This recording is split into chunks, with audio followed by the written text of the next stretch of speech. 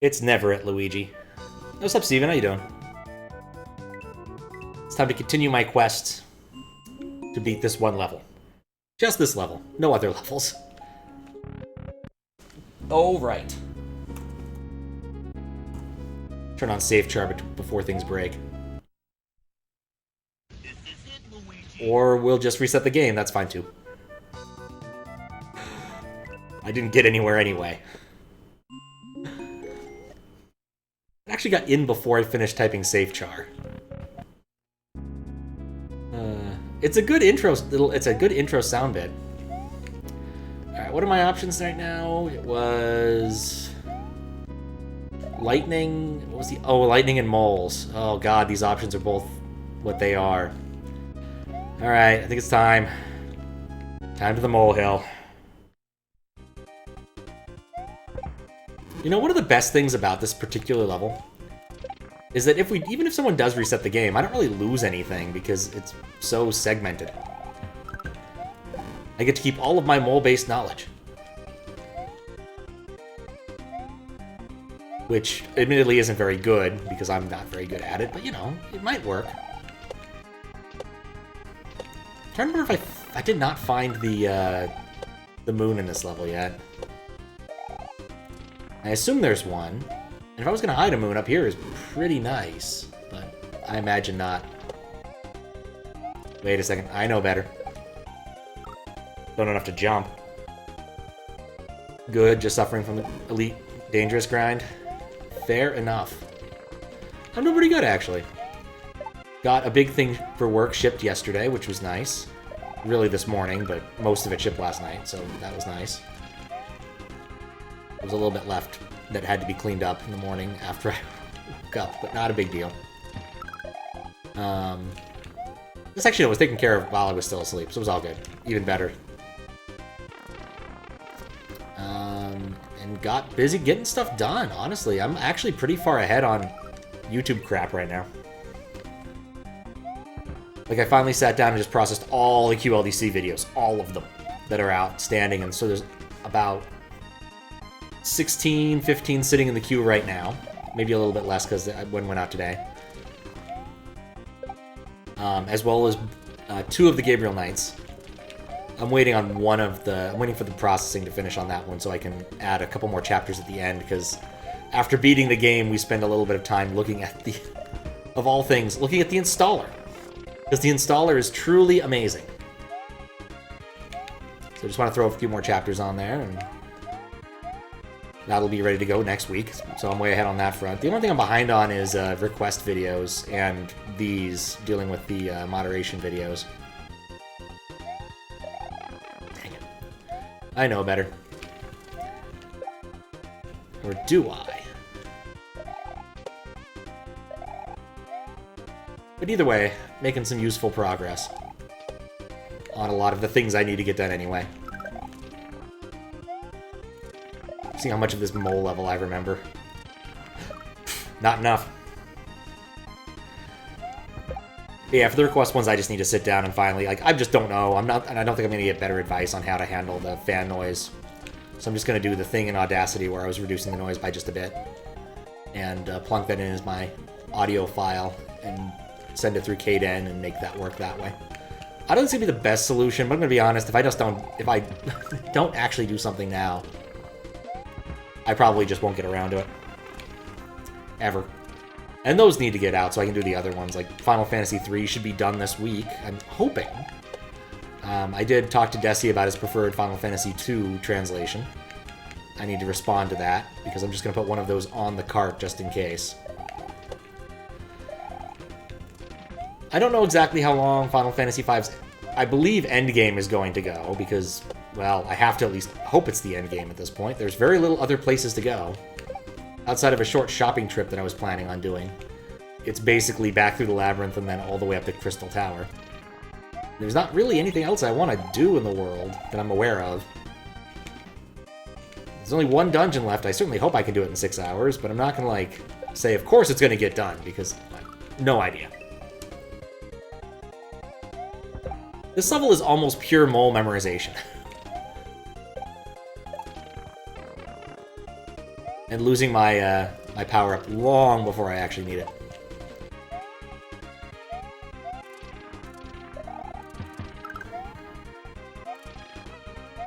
At least I like that part. That part's fun.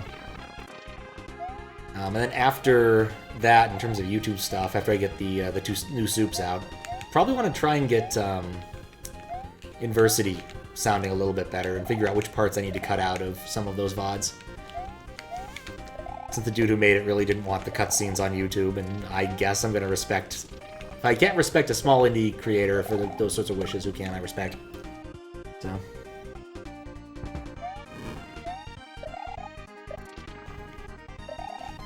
That's just another 2 or 3 VODs to deal with.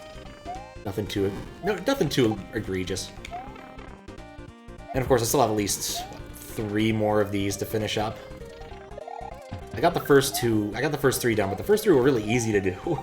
There were no notes on the first one. Pretty minimal notes on the second and third ones. Most of which were like reminders for me to go back and do things. I still need to go back and do all the math. And then the last few ones haven't had any notes because I've been stuck in the same level and there's been nothing to notate.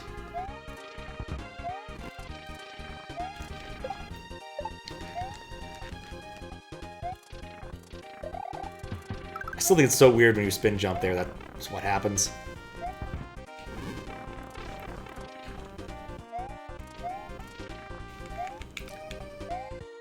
Yeah, also looking forward to doing more Shadow Man. I realized, as I was going to bed, what Bunny Link meant by the, saying that the ones in the real world were free. And I woke up, and I'm like, oh, right, because she has all those souls just kind of, like, sitting there in the church. There's, like, 3 of them just sitting right there in the church. Completely free. Good luck trucking. Thank you. How you doing, Curtis? I'm just being bad at moles. Because this level is just pure patience, and I don't have enough. I can't wait to have patience, because patience is a wonderful thing. Hurry up, gotta have it now. More than anything. We haven't actually seen beyond that pipe yet in this session. I've seen beyond it before. But only once. Or twice, I forget how many times. That was terrible. Pentagons. Huh. You know, I wonder if there's any, like, mineral that grows in pentagon shapes. I know hexagons are fairly common. Squares aren't exactly uncommon. But pentagons. Weird shape.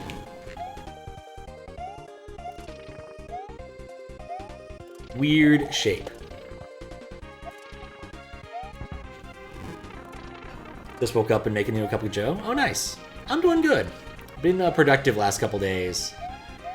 Got a bunch of YouTube debt paid down, so I don't have to worry too much if I don't want to worry for a bit, which I still do, about getting out my video a day.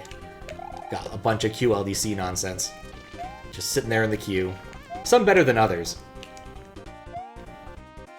Both levels and commentary, to be fair. Dang it, I don't know how to get through there. I'm just gonna run. Okay, there's no fake moles here. No fake moles here. Then do this. Just run, run, run. I got lucky there.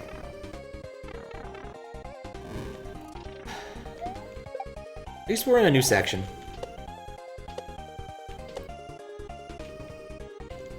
God, these pokies are always scary.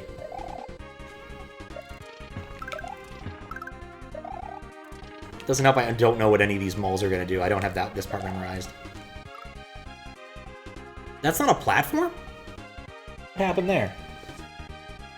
I'll put a marker down just to look later. I don't expect anything to come of it, but that really looks solid. If it's not solid, I'm not going to be a happy camper. Getting good at bonking things. What else? What else have I been up to? Yeah, mostly the work stuff. Which isn't a bad thing. We got a nice thing shipped yesterday, which was just a long time coming, so that's nice. It all worked, which I'm really happy to hear. There was a lot of code churn. And while we have tests, it's always always good to know when your implementation meets reality and it actually works. I guess the only other thing really is I gotta go to the bank tomorrow, which should be very exciting. Wait, what am I doing?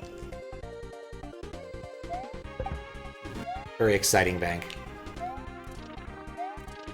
Oh yeah, Yogui messaged me on SMW Central letting me know that he had a 1.0 release. Or a 1.01 release. Ready sometime soon. Really small changes, but nice ones. I think a few nerfs and things, nothing too bad. From what it looked like. Sent me his notes as well, which is good. Also noticed he posted a how to collect all moons thing, which actually might come in handy if I get too stuck on the last moons that I don't have yet. I'm also, like, wondering where the end game is, because I know there's more exits than the game has told me about. I have to go now. Right, you can't go there. Term Cup of Joe comes from? I want to say it's a World War II phrase, but I might be wrong. I would be surprised if it had a similar etymology to G.I. Joe, somehow.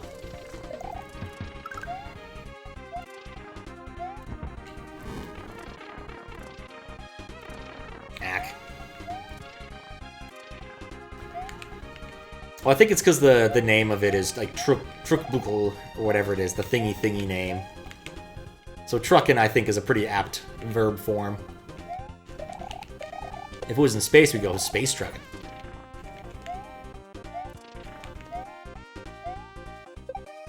Which is a Deep Purple song. That's where my reference is. I don't like that one. I mean, I like Space Truckin' as far as songs go. Like, I can't name too many Deep Purple songs. What I recall about Deep Purple is I like Deep Purple. Doesn't mean I remember too much of their work, unfortunately. There we go. I feel like sometimes I do the same things and the moles find new ways to kill me. Also, look, I'm never that sad about being small in this part. But it would be nice if there was another power-up somewhere in this area. Especially since we have to go through the auto molar after this.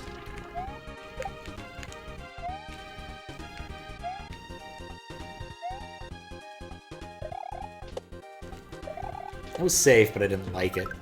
Dots is right. Just run past all of these. And that goes double for down here. Gotta double down. Just like the KFC sandwich. Which I have never actually had. I might go and try one. I know it's terrible, I know it's a bad idea, but I still kind of want to.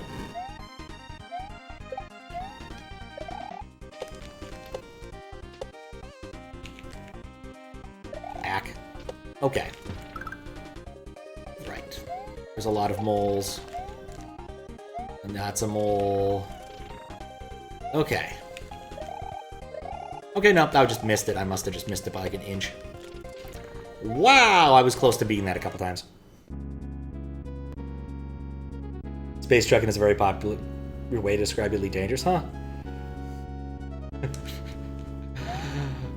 Go figure. Alright, let's go outside to make sure it saves. Go back in.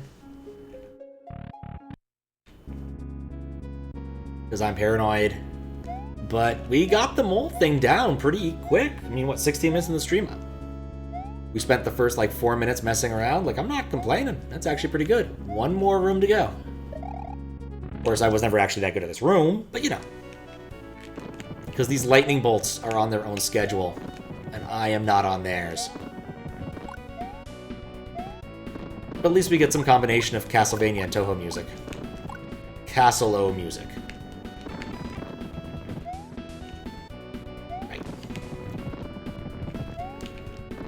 Trying to remember all of the tricks from last time. There's a lot of tricks in this level. It's a tricksy level.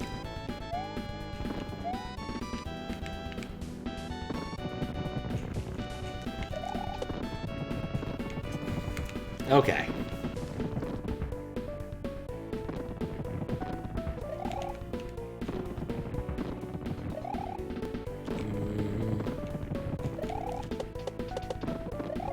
Okay, this is good. It's approximately how well I did last time, or where I got to last time.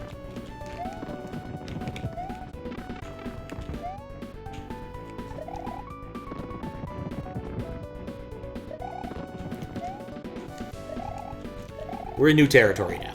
So getting a... Oh, okay. A new PV. Tohovania. Oh, for fuck's sake.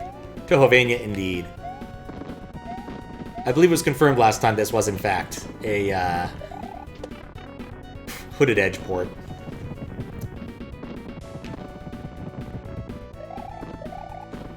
Hey, the birds. Spies, Castlevania birds. Wish I could remember who actually did that song. I imagine if I tried to find it now, it'd be long gone, since it was hosted on fucking Google Video, of all places. It did describe how I felt about Castlevania birds and Medusa heads and other things that move in parabolic motion in Castlevania, though. Which is that he despises them. Dear Lord, I cannot get out of this section. I'm just not being careful yet. It's not a good sign for only being, like, I don't know, 20 minutes into the stream.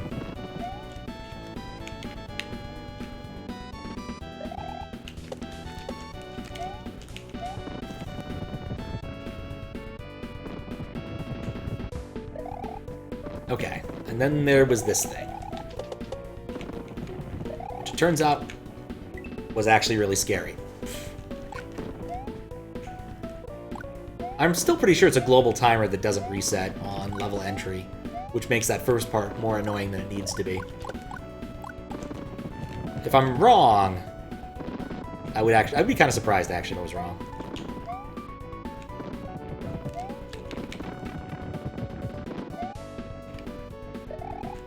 Yeah, but I could be wrong. It just feels that way, like when you're playing a level and you press the right and it doesn't consistently work. It's a very odd feeling. There we go. I guess that's another thing I gotta figure out. I need to go to Madison, Wisconsin in the vaguely near future. Trying to decide how I'm going to get myself there. Because my assorted options aren't great. I think it was here. Okay, cool. We got past that. Every step we learn something. Okay, that was actually pretty easy compared to a bunch of the other ones. Oh no! I had to tempt fate. Okay, that's not bad, not bad.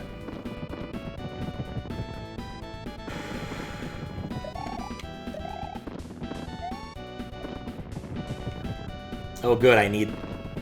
I didn't need that sucker, but I would have liked to have had him.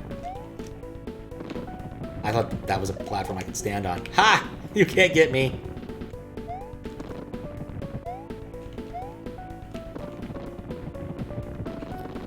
Okay. All right, that was good. Oh, if I just stood still, I was safe. That was actually good progress. You know, that wasn't bad. Maybe I just have a problem with I'm just bad at the beginning of this. Just because the other spots... no, I'm just bad at the beginning of this, I think. I had some theories, but no, I think that might just be what it comes down to. Also, I probably could do that part easier just by running underneath it, rather than what I'm doing there. I think it's an unnecessary level of precision that I'm actually doing. Hard to say, of course, but...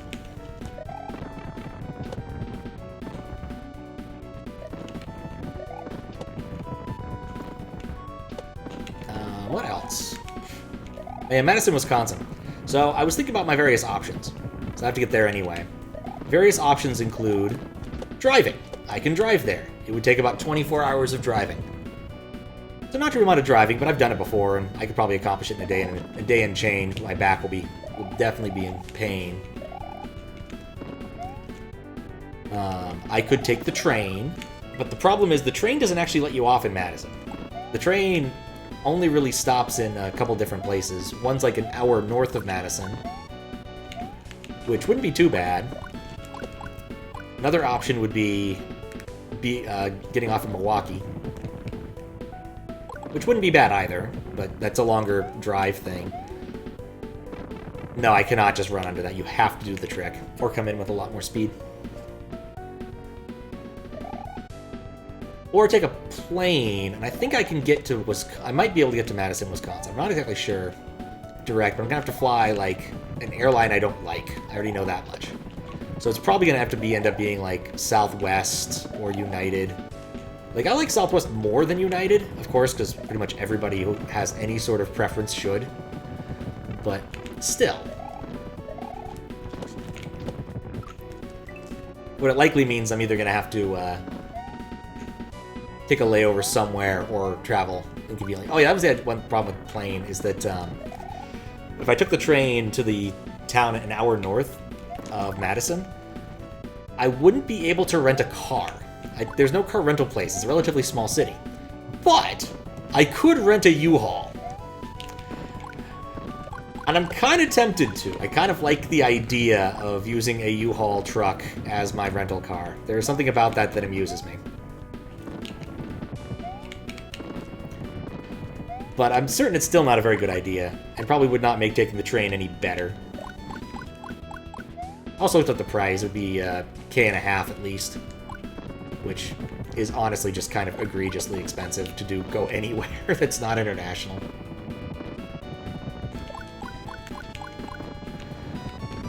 So, we will see. The nice advantage of driving is that then I would have my car. And Madison, Wisconsin does not strike me as the kind of place one can really do much traveling without car.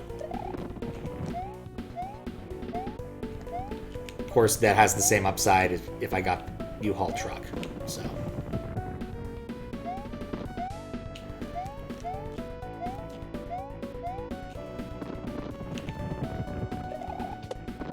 Alright. I thought I'd be able to make it in time.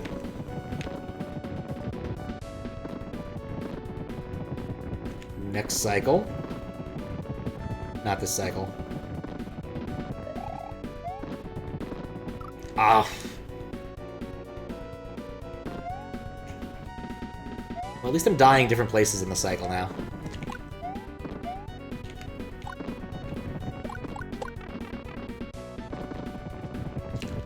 Really hate that one corner of that one cloud.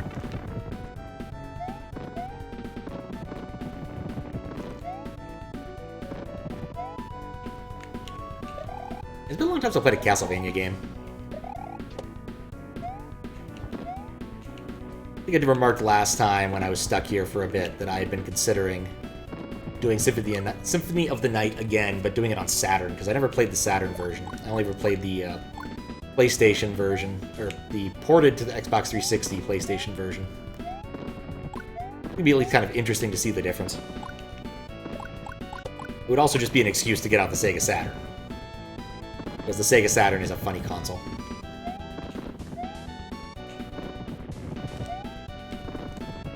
You know what I just realized? There's a small possibility that the real shtick of this level is you have to do it completely without getting hit, because you actually need the fire flower at the end, which would be needlessly cruel.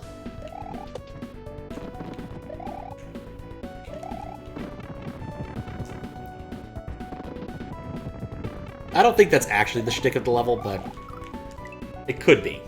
It could be. Anyway, doing the Gabriel Knight thing kind of made me want to play some PC stuff. And I'm thinking that I might just do some PC things for April Fool's Day. I think it would make sense, given what my current idea theme is, but I'm still not sure how much I like it. It better not be. Better not be what, Kappa?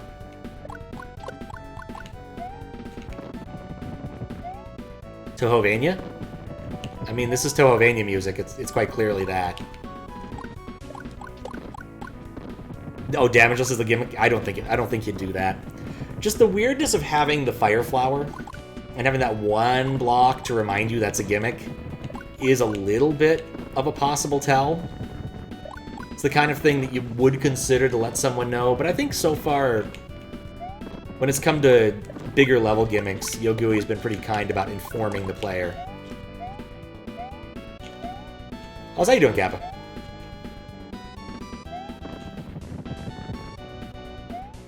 There we go. This is a PB with, this is a hitless PB at least.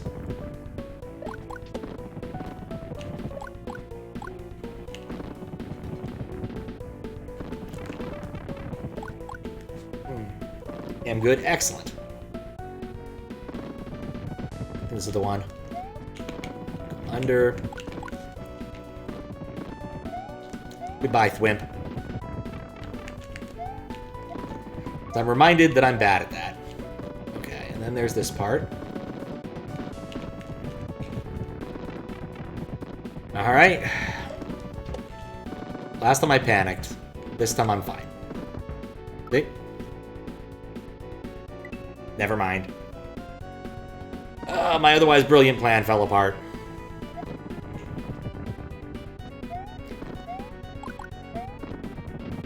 But yeah, PC, it's just fun to play with, honestly. Windows 98 is a joy to use compared to an awful lot of other modern operating systems. You know, just back when computing was fun. And it didn't matter, like, what kind of weird computing garbage you had on there, it was still kind of fun. We spent hours, I tell you, training the text-to-speech, various silly ways of pronouncing things, or just trying to find words that pronounced funny. We will never forget, me and my siblings never forget, lunchmeat. Lunchmeat. I went too late. Yeah, that tail thwack kind of hurt. I wasn't expecting that, but I guess I didn't really think too much about where his hitbox... I don't know why I thought, let's go there.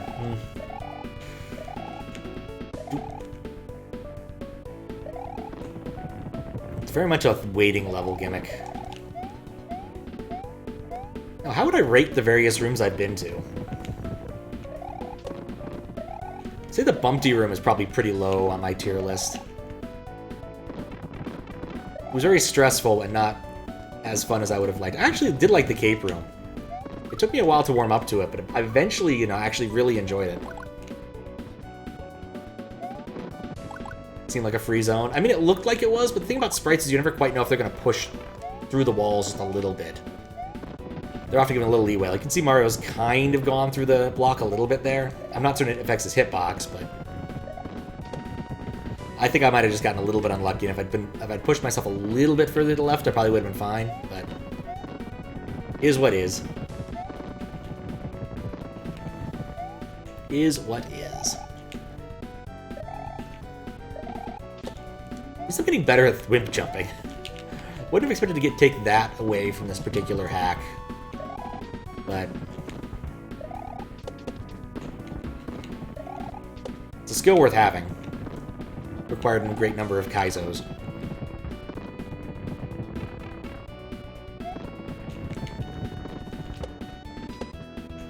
Kinda surprised that worked. It really shouldn't have.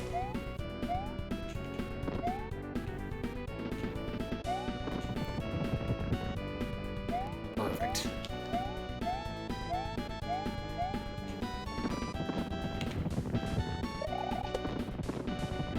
Okay. And the gimmick here is I don't want to deal with two Bowser statues. That's all the gimmick is. Okay.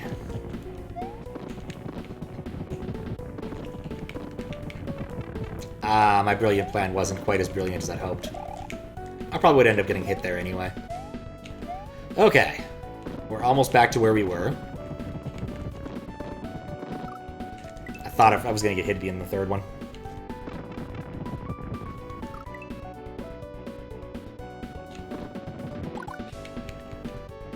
Still gotta find the moon.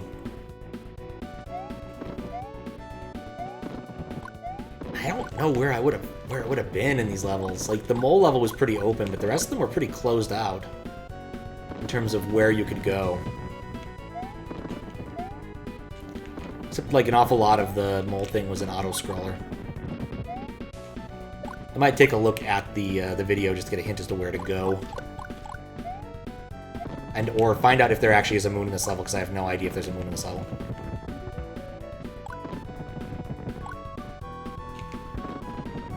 I've thrown my entire timing here out of whack. There we go. This one, always first try. Maybe not. Was impatient.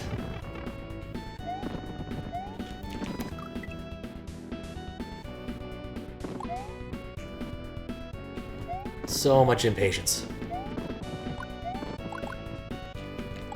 But yeah, one thing I need to remember if and when I do another PC stream is we have to finish it up with the first PC game, or really any game, computer game I ever played. Because I've said I'd do that like 3 times and never got around to doing it near the end, which is really sad. I need to like just like put a friggin' shortcut on the desktop to remind me.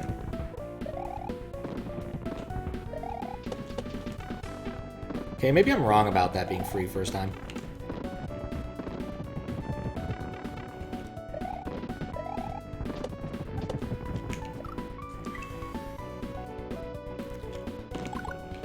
There's not much to that game either. Like, it would take all of about 6 minutes to show most of the content in it. That includes the somewhat lengthy intro. But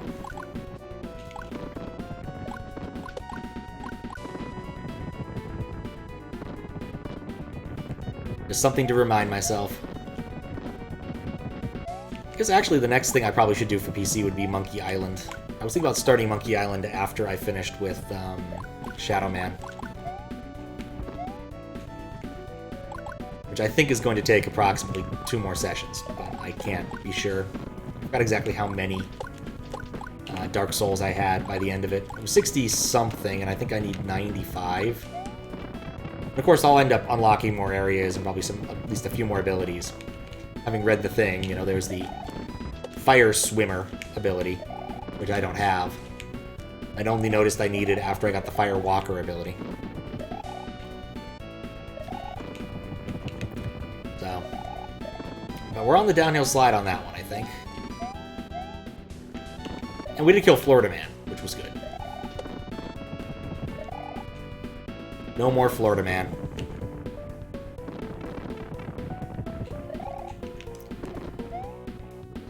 But yeah, Monkey Island next. That should be fun. Okay, here we go.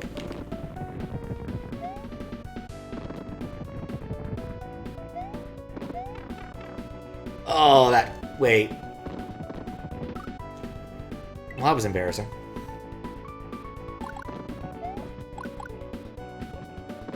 You know what, it's time for a beverage break.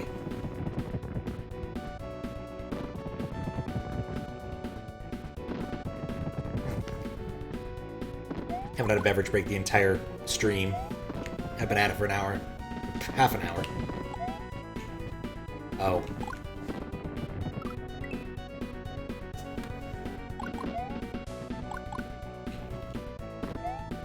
Yeah, probably change the subject. One of the problems I have with doing up these videos for YouTube is I like to do chapter markers.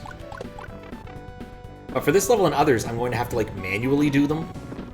Because my system doesn't really handle like the pick a door system at all. Like, I could probably make some guesses about these things at certain points in time by using like death marker location stuff, but it's not going to work well, I can tell you that. And it's probably not worth building out. I inched forward too slowly. There.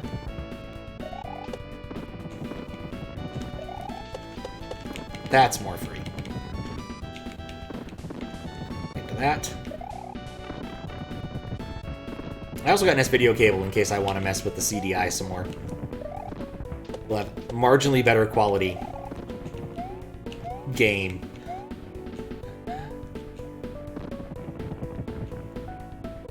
Doesn't mean that Hotel Mario will be good, but, you know, at least it'll capture look a little bit better. Oh, I guess I need 2 of them if I want to use the powered splitter for that. No, wait a second. I could just rejigger it to work. No, actually... I probably could make it. Whoa, nope. Well, good thing we checked that pipe doesn't let you go back up. Be unfortunate otherwise. Yeah, I probably should have gotten a second one now I think about it. I think I own another one, but I don't know where it is. It's not really worth gonna... Oh, I guess also I could just use the one off the projector if I really cared. You guys would get high quality and I would get the crappier one. Yeah, not really sure it's worth it if I would care enough to use the powered splitter, though. It's very possible that it's much more likely that that machine is going to put out enough current that it won't be a problem.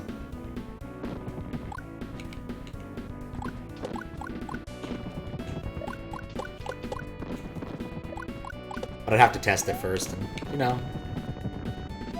But at some point, I am definitely playing the Flowers of Robert Mapplethorpe on that. There's no question. It just has to be done. I've seen too much of the man's work to not get to see the flowers and how much he loved them.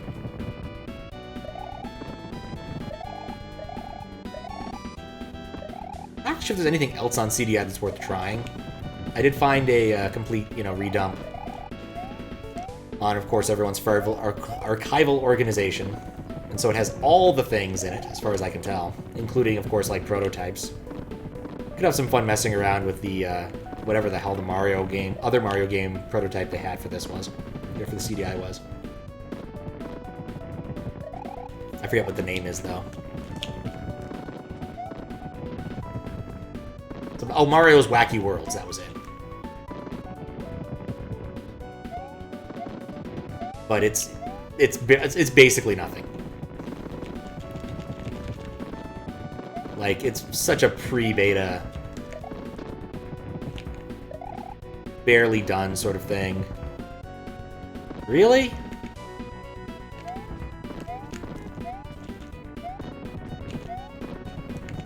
Huh.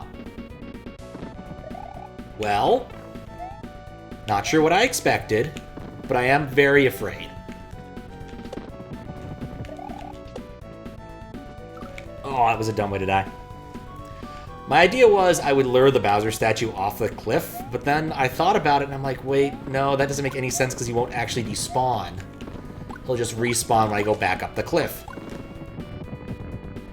But with the Castlevania theming and everything, I'm pretty sure that's close to the end of the level. Like, very much Dracula's castle right there. A little bit of a Drac attack, if you will.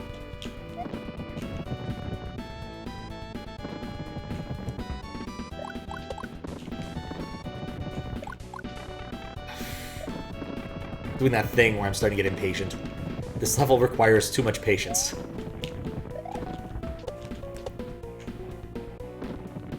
Of course, what's going to happen after this is I'm going to have to go get the moon in either this level or Mankey Construction Co. Which is going to be another bit of a slog, I think. Because I have to basically beat that level to get to the moon location. Which, of course, means another chance to apply cheese, but still.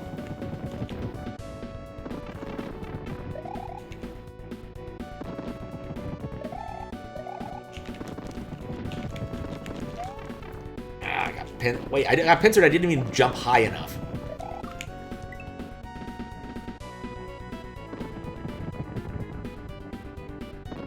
Sabali. I don't know what a Sabali is. What is a Sabali?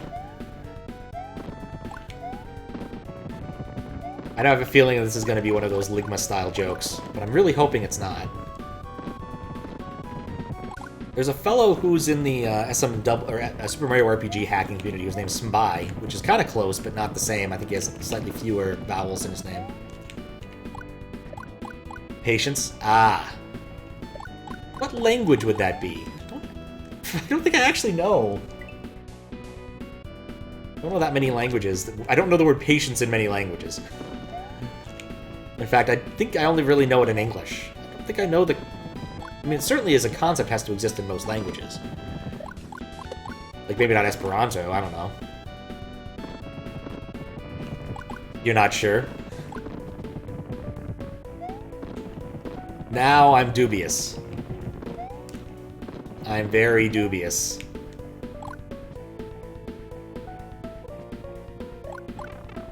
No. A dumb way to get hit. Thump, thump, thump, thump.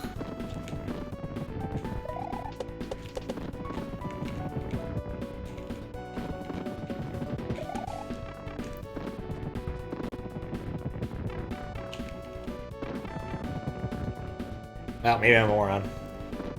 Remember it from Nas and Damien Mar... Oh, no! Oh, no, no, no. I can't read. No time for reading. Nas and Damien Marley song samples another song? Like my...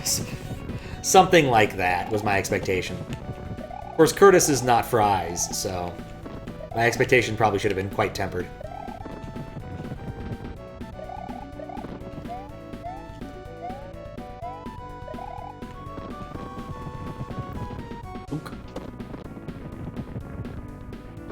One, two, three. Like, enough of these have very simple setups that as long as I sort of, like, follow my thing consistently, that I'll be fine.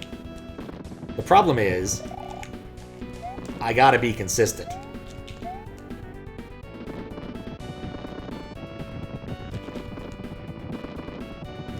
Okay. Alright.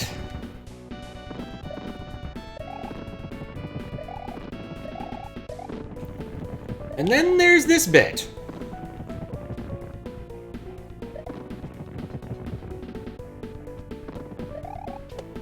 Which isn't actually that bad, I just was a bit unlucky.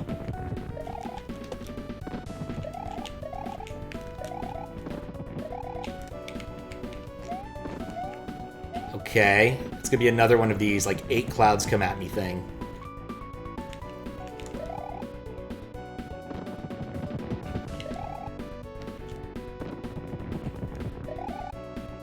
Ah?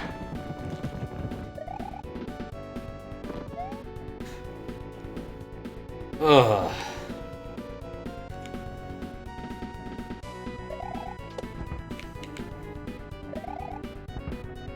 I was close. The language is called Bambara, which has origins from West Africa. There was no way I was going to guess that. Absolutely none. I only know of maybe 2 languages, maybe African languages. I'm actually very ignorant on this front. That includes, of course, the obvious Afrikaans, which I don't think is actually really a native African language. I want to say it's vaguely French or Dutch or something. But...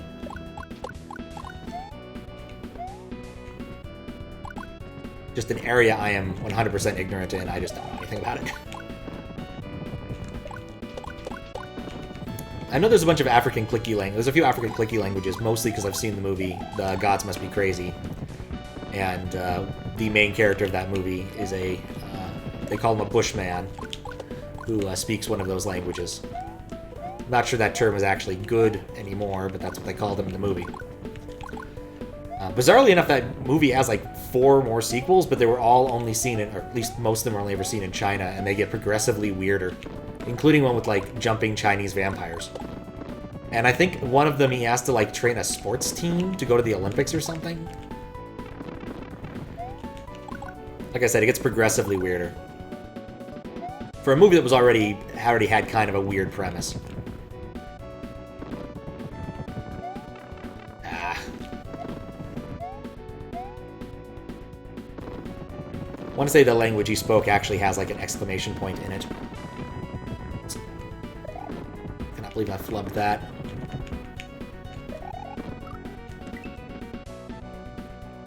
No, his name has an exclamation point in it. At least when transliterated into English. For some reason, I went to like Romanji and wanted to go with romanticize, and I'm like, there is no way that's the right word. To just take a moment and page out in something useful. Get a hit there. Gotta have patience.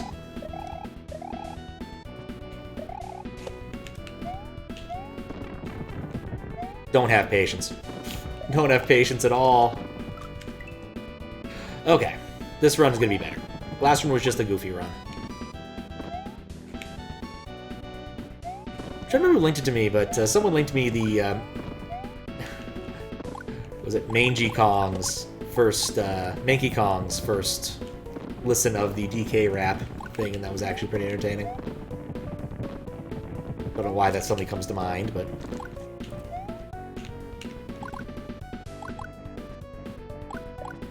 it is what it is. What's really at the forefront of my mind is that silly tape we had as kids with the Patience song on it, amongst other things. There was also one about waking up and having all these weird dreams, like finding a watermelon, putting a watermelon in your shoe. And then you gotta get into your airplane and drive up and down the street and, hey, you're dreaming again! Well, I found out later they came from some sort of like TV show that actually existed. We just never knew, since that wasn't exactly an easy thing to look up back in the early 90s. We just had this tape that we probably got like a truck stop or something.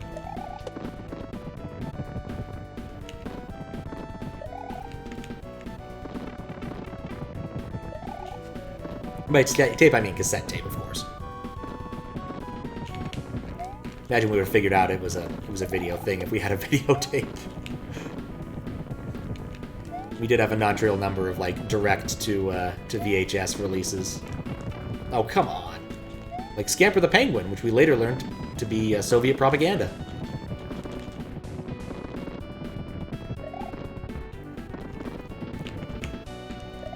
There we go.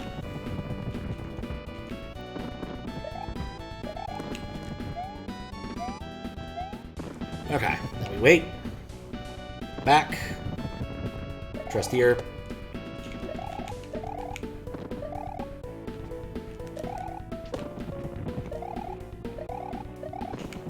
Just gonna wait. Okay. And then there's this cloud here. Alright, and now there's this nonsense.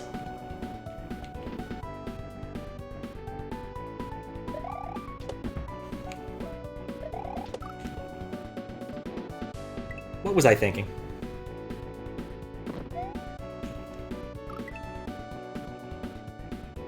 Oh, wait.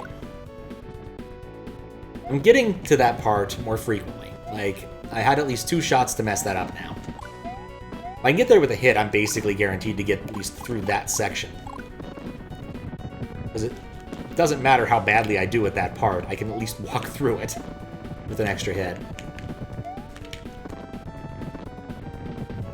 My nose is itchy.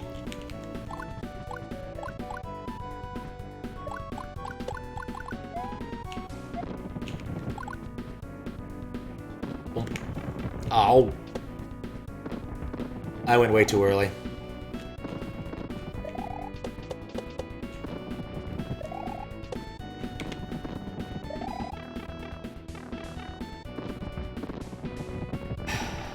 My impatience will be my undoing.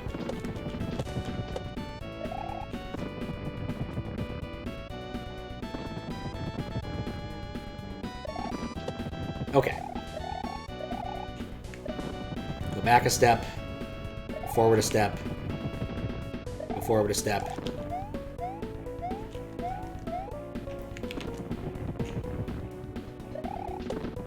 You get a step, or I get a step, he get a step. I get a window from the glass, he get a window from the glass. I get a clock radio he could not afford. Great success. One upside of being small here is at least I can stand there without worry.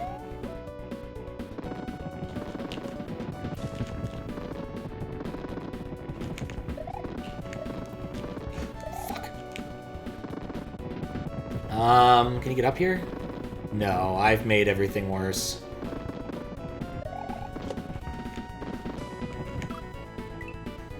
Way worse.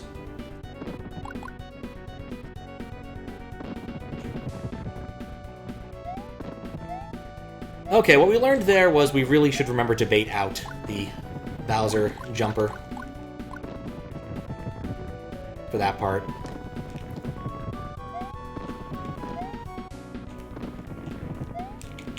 It's kind of funny, this is the first room I tried. It's gonna be the last room I finish. Slipped right through him.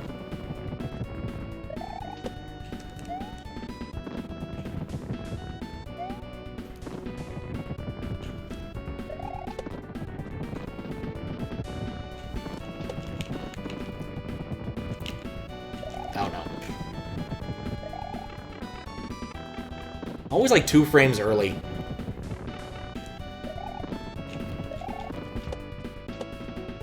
So one of the things I'm experimenting with for QLDC videos is adding chapters for long QLDC videos, or one where there's very interesting reasons to have them. So for instance, for the Drunken Mario one, Tipsy Plumber, I included, you know, timestamps for the assorted areas so people could see those parts of levels if they want to. There was another one, I think it was Blue Ribbons, where there's a bunch of doors, and I put in markers for, you know, when I begin attempting which set of doors. But I think the most important one is, in that dang level with the irritating Mario sprite, Baby Mario sprite, I included a timestamp for when I muted the sound, which I feel everybody would appreciate. Because I got about, what, 20 minutes into that, and I was done. There were multiple requests from people who were watching to mute it. Now, I could have just muted it for me, and that would have solved my problem, but it would have solved y'all's problem, so I actually ended up going into OBS and muting it. But I think that's the most important one. I also included one in for Donuts, one where I ended up at the block snake, or the coin snake. And there's a point I mark where I cheat at the blocks at the coin snake. Just so people can skip past the part where I spend like 10 minutes trying to coin snake unsuccessfully. Ain't nobody need to spend that much time watching me fail.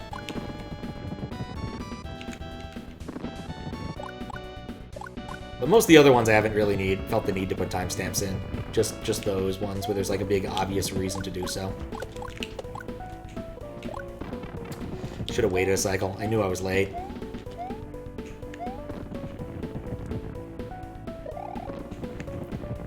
But I found a way of doing the timestamps that I like well enough. They're also in my script that handles like renaming things and putting in descriptions and all that. Makes it easy to manage, and then when I want to update the descriptions, you know, post-judging, it'll be a lot easier. Which is what I've done for all of the assorted level design contest playlists I've done. Though this one's also kind of nice because I've switched from using the copy and paste of my YouTube crap before to using my playlist objects, which I've made mostly for sorting playlists, but it turns out that it was also a really good way to enumerate through things just in general. So I added support for that.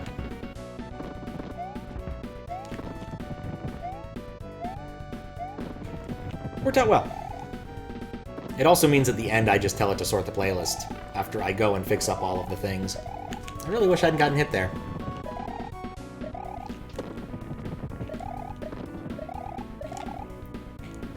There we go. Alright. Troll Cloud.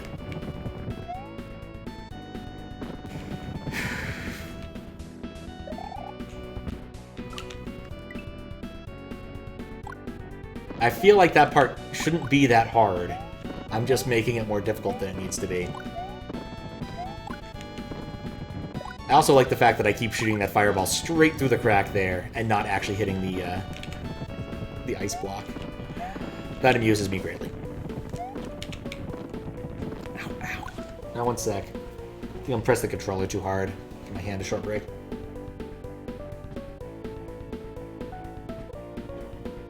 Have a beverage break, too.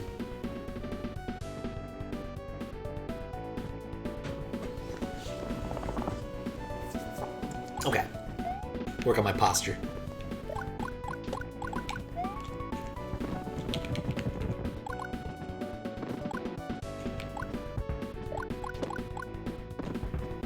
I went too early. There we go. Like, this is free once you just get the patience part down.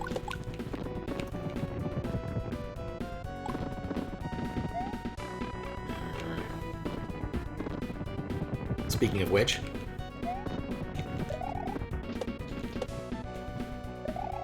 Well, I was also watching GlitchCat play through Lush's new Kaizo thing, because Lush seems to make one about every couple of months or so. Definitely made me feel in a little bit of a Kaizo mood. Kind of wonder if I should try out some of the easier KLDC levels or something.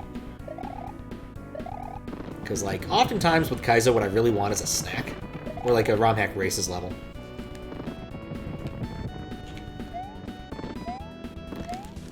I don't want to spend hours grinding on the level. I just want to have a little bit of fun. Or grinding on a hack. Just have some fun with the level. And Lich's hacks kind of fulfill that imperative.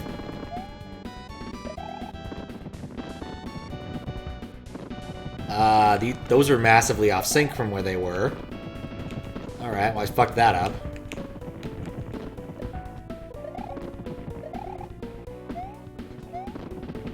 But how I don't mess this up. Yeah, the race on Saturday apparently was well within my abilities. It was a bunch of 4s, which would have been nice.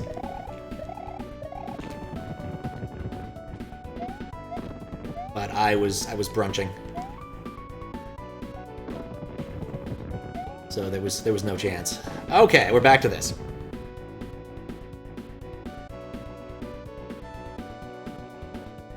Think.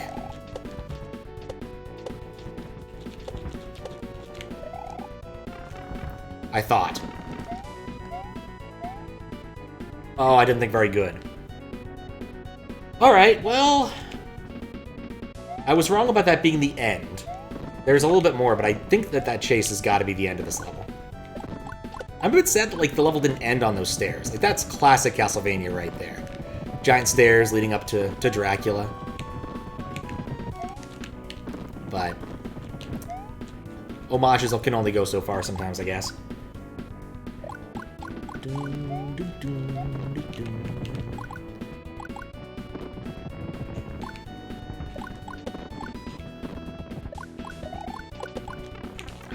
Sake. I haven't gotten hit on that Thwompin forever.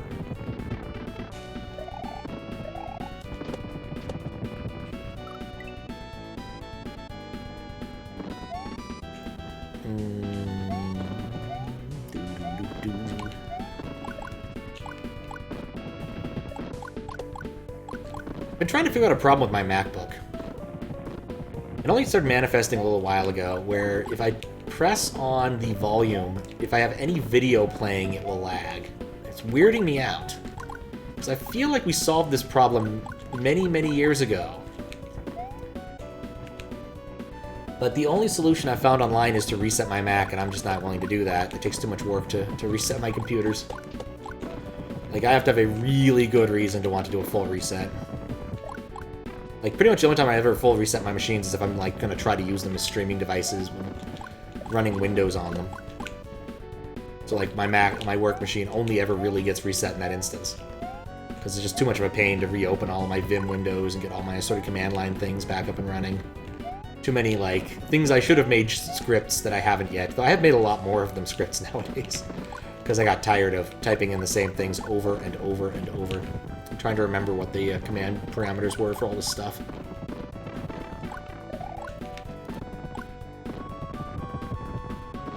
I ended up doing the same thing on Windows 98, actually. I was getting tired of typing in lengthy command line stuff, so I ended up making a bunch of batch files.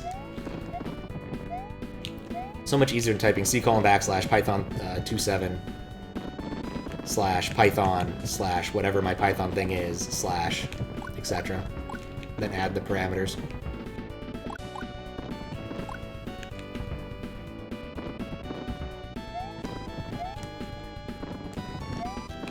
Alright. Like, I'm pretty sure my major use of bash, and then batch. Oh, for Pete's sake. It was actually a hitless PB up to that point.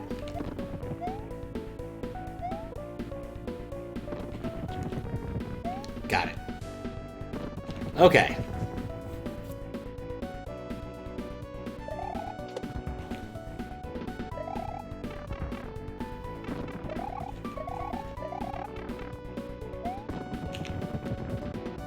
Cool. Go away, Cloud.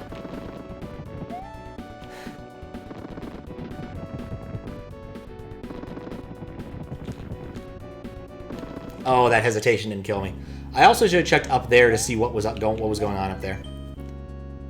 All right, well, let's exit, and then we'll see what's behind the door. Thank you for the GG. We're making progress.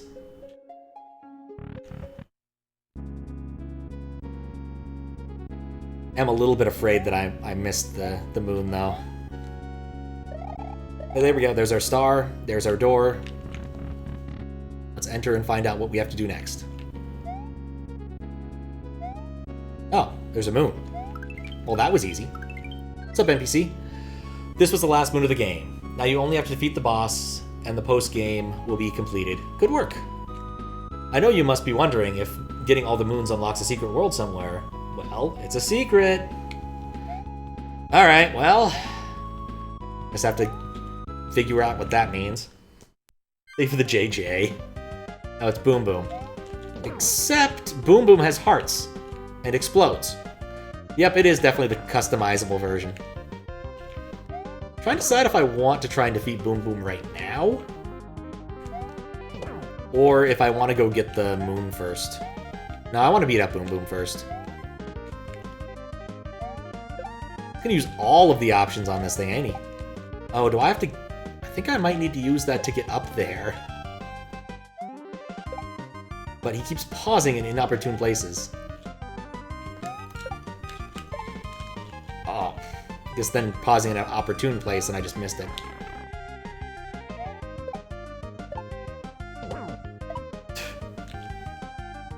Alright, this is a cool Boom Boom fight. Right, retry. I like the descent.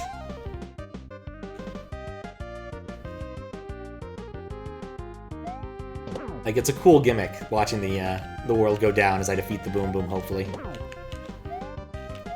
Hopefully kind of scrolls until certain spots. Right, it's this one. I think if I let go... Should have ducked. Having an extra jump doesn't hurt. Okay, I definitely think it's not related to how many hits Boom Boom takes, even though that would be cool. But I also bet that if I get to the bottom without killing him, oh no! That, I shouldn't have jumped, I was safe. That I die or something. Oh god! I wasn't expecting hyperspeed Boom Boom. Don't think anyone really is.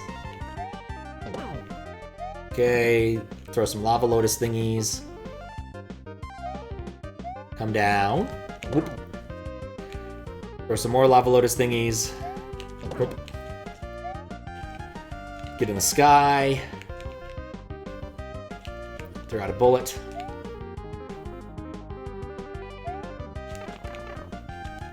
Double hit.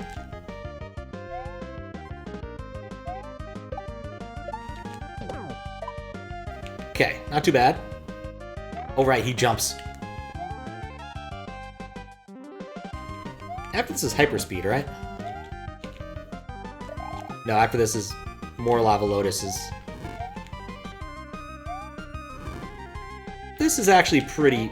Oh, well that one wasn't too bad.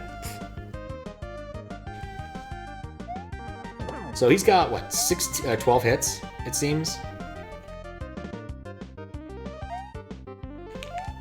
So I definitely need to at least do the first few hits a lot better. I think we get ones like this that are mostly free, says the man who misses the Boom Boom repeatedly.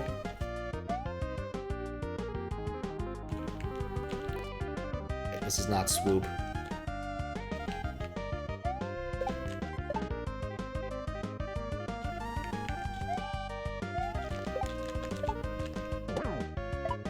Alright, that's fine.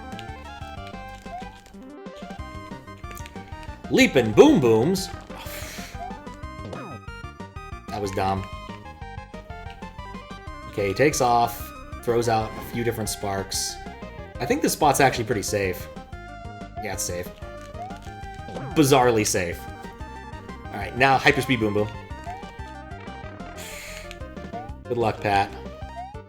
Wait, oh, I guess he also murders you just if he's hyperspeed. So I probably shouldn't try to jump on him during hyperspeed. Alright, bullet bills again. That was a complete accident. Guess there's not only... Oh, God. Guess there's only so many flags you can throw on this guy. But I'm feeling more confident. The part I'm still having the hardest time with is the bullet bill section.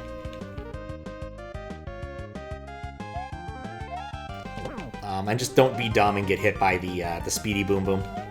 Or the jumpy Boom Boom, because those were both silly hits. Like, I know what to do here. Need to double bullet. And then don't flub that.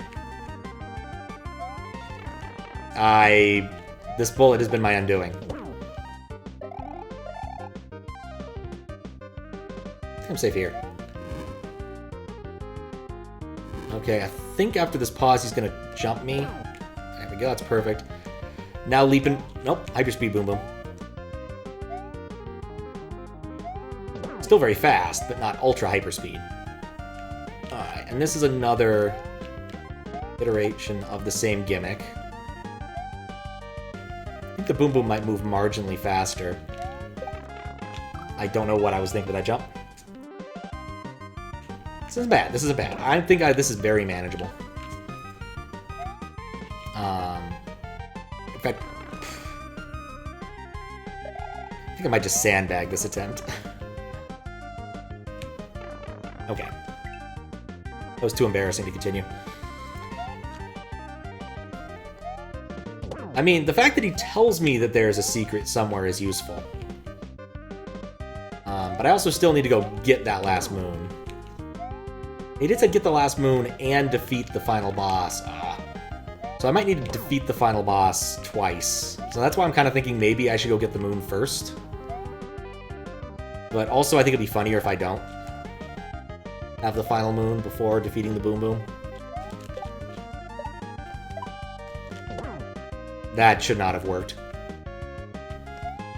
Leaping Boom Boom.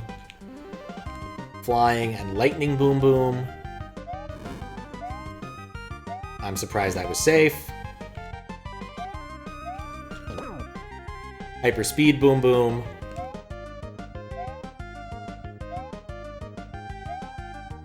Followed by still kind of fast, but not all that dangerous Boom Boom.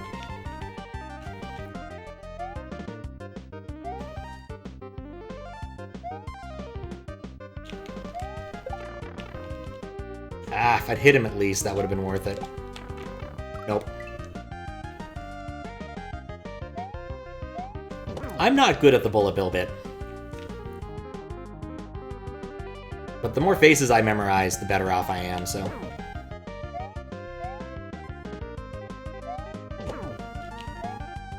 Okay... Yeah, I do think he gets a bit faster here.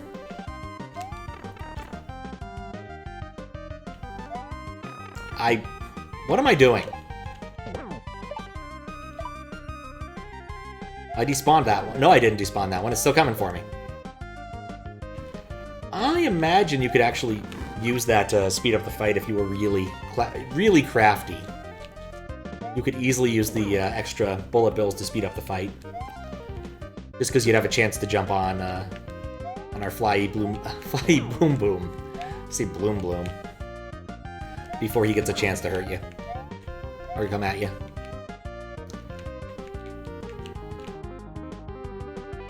I imagine that's what a task would do.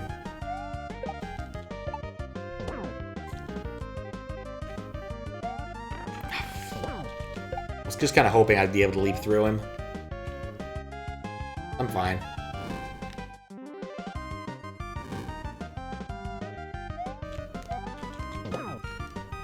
Okay, now Hyper Boom Boom.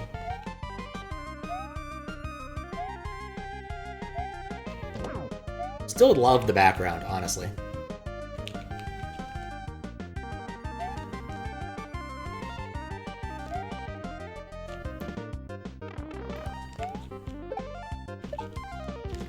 Oh, I thought he was going to go the other way.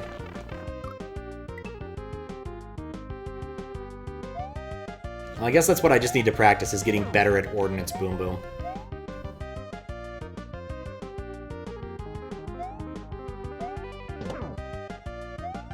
Okay, 3 is just dumb Boom Boom. 4 is back to Bombardier. In fact, I would guess he only has 6 different phases, and we're going to see each one more than once. Oh, I can't believe I wiggled the wrong way there. I can't believe I wiggled the wrong way there. I'm easily caught by bosses that jump immediately upon taking damage. Because my natural inclination when I'm uncertain about things is to jump. Which is not a good inclination, as it turns out. In fact, that's the only way, like, the 4th phase of the final boss of Pizza Tower was actually hitting me, was when I jumped into his jump.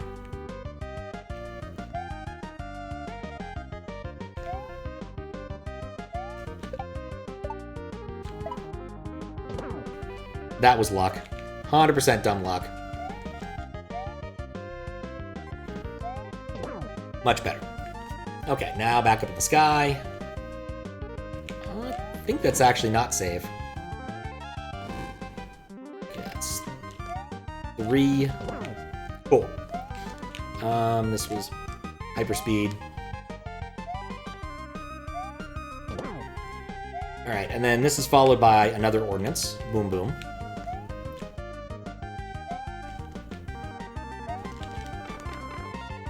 Okay, I think I did notice an important thing, is that he always turns towards me. He doesn't continue to hug the wall. I can't determine if that makes it easier or harder. And I think that's what was throwing me off before, was I was expecting him to complete his rotations, but he wasn't. Knowing that now, how does that help me? I mean, knowing helps me, certainly. It has to. Ignorance couldn't be helpful.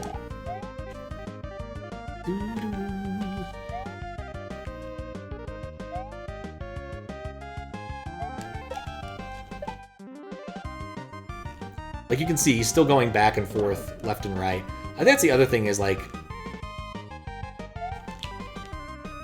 Oh...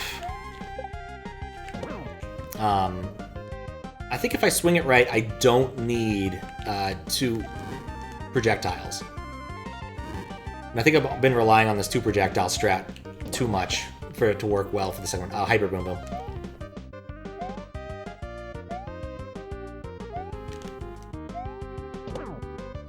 Okay.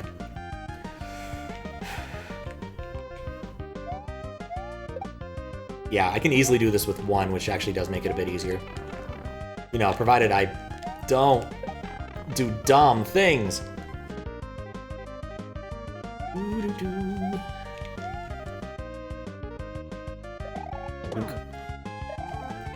But it is still kind of nice to see a Boom Boom that pulls out all the stops and, you know, does, in fact, have a health meter.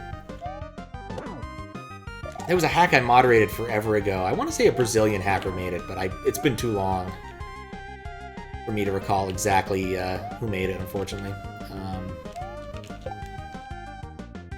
And the final boss of that was effectively one of these Boom Booms. And it took about 18 hits, but you didn't know it until you actually hit the last hit. For an otherwise pretty pleasant hack before that moment, it definitely was a bit of a sinister turn.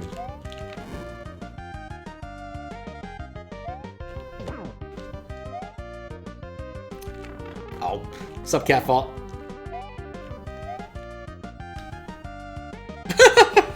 What?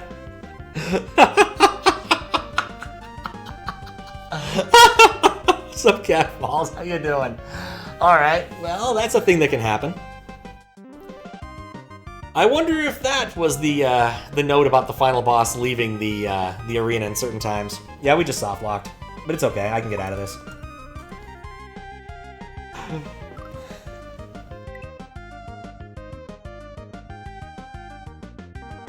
But I'm not gonna lie, that was pretty funny, and the timing was perfect. I have to go now. My planet needs me. Ooh, Ouch! He's dead! And never coming back! Hooray!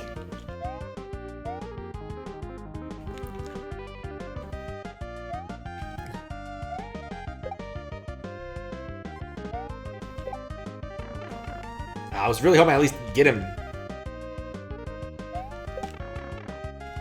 Like, I can get the altitude sometimes. Either way, we'll flag this one up to a learning experience. I think that's it. I just need to jump on the bullet bill when it's, like, basically higher up. Like, I don't want it to fall quite so low. No, it's fine. Like, as long as it's about 3 tiles up, I can do this.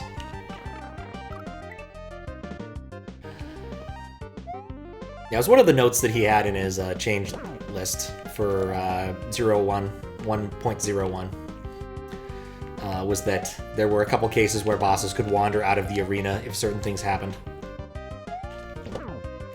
And that apparently was one of them. I'm kind of surprised there weren't like actual walls here to make sure Boom Boom doesn't leave. But also, that was a really fast Boom Boom.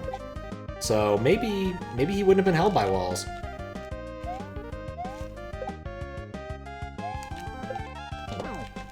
There we go. That was a perfect-ish version of that. Especially because Leaper didn't have a chance to get me. Alright, now it's Bomber, I guess. I think Bomber's as good of a name for this as any. Okay, next up, Hyper. Need to not get hit by Hyper so he doesn't actually leave the arena. Now we're back to Ordnance.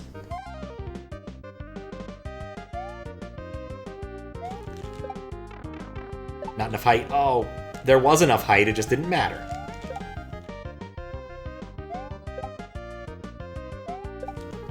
There we go. That is a tall leap in Boom Boom.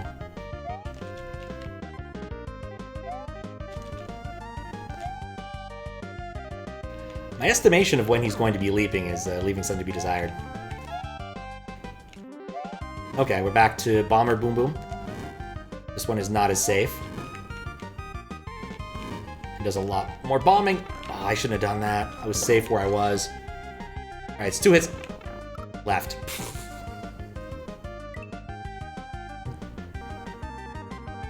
What's up, Weregoose? Yeah, you barely missed Boom Boom doing his thing.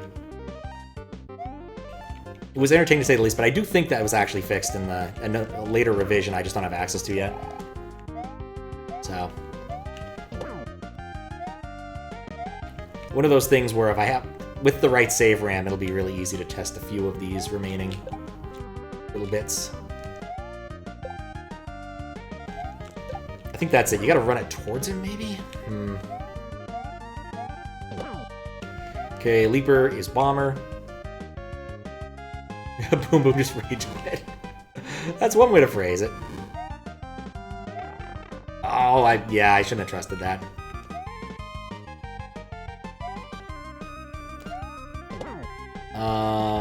After Ordnance is Hyper, right. Or after Bomber's Hyper.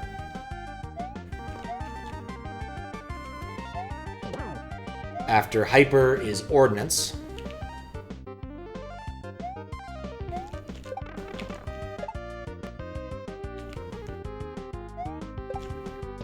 There we go. Oh, I leaped into him.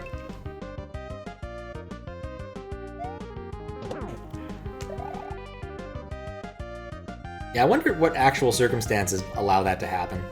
I just like to think that maybe Boom Boom went so fast, he's just like, nah, ain't nobody got time for walls.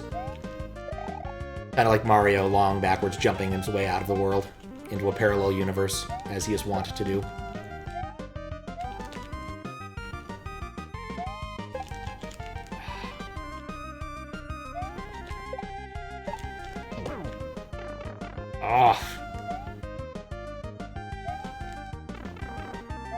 You know, I was rather relying on landing on him.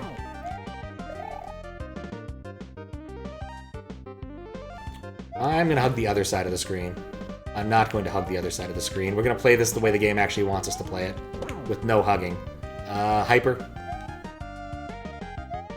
Makes sense. When he has 6 hits left, he's Hyper. He's in a Hyper 6. Okay, back to Bomber. Or Ordnance.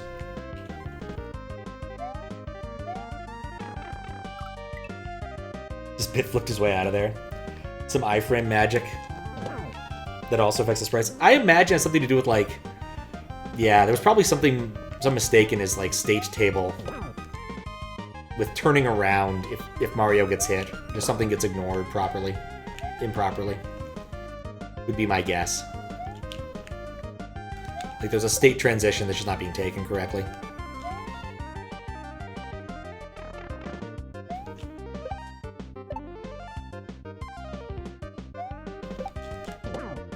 Okay, that's not terrible. It's not good, but it's not terrible.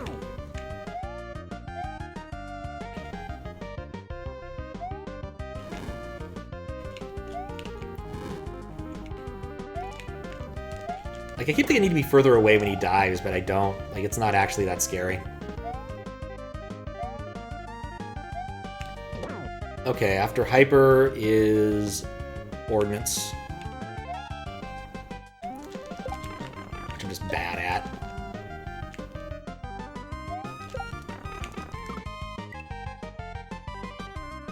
Pulls out a Power Star and uses it. You know, that's not unreasonable. Didn't Bowser do that once? You know what? Maybe I'm doing this stupid. Like, if I can jump... I think that the Lava Lotus is an attempt to prevent me from cheesing this boss. But what if I don't? Okay, maybe what if I do? Like, I'd be willing to try... I guess I can't make that trade repeatedly. Yeah, the Lava Lotus is that's why it happens. I was about to say, didn't Bowser do that once? And I think he did in Paper Mario. Like, he didn't get access to the star power and abuse it to become invulnerable. Like, what am I doing? I'm just gonna sandbag this one. Become invulnerable in that very first fight in the game you have to lose. It's not out of character for these things. Though, but generally Boom Boom kind of gets the shaft. If he gets to be in a game at all. Like, when was the last time we actually saw him in a game? Wasn't it one of, like, the... Has he been in any 3D games? It took a long time for, like, the Charge and Chucks to get into 3D Mario. Because I think the first time we saw a Charge and Chuck in a 3D Mario was, in fact, in Odyssey.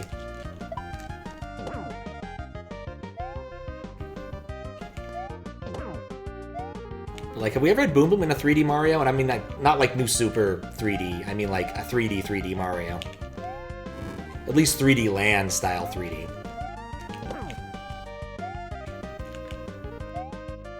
Like, he didn't get an appearance in 64.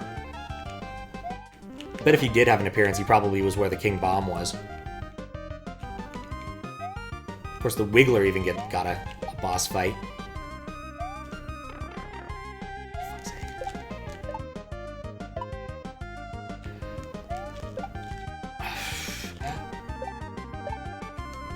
I am missing so many good opportunities. And so many bad ones. Like, that one has just caused me problems. Like, I think I've got everything else down pretty well. Yeah, I will admit my my other ordnance, the first ordnance, I'm doing badly. Like, I've gone back to the 3-bomb, or the 2-bomb strat, or 3-bullet bill strat, which, not ideal, but it works well enough. I'm kind of tempted to try and just hit Boom Boom before he gets into second ordnance phase. Just to avoid having to deal with the second ordnance phase.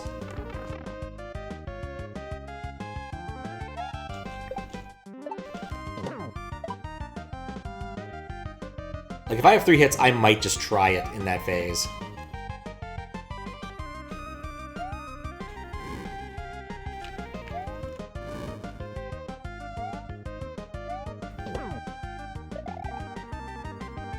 Nope. Brave jump.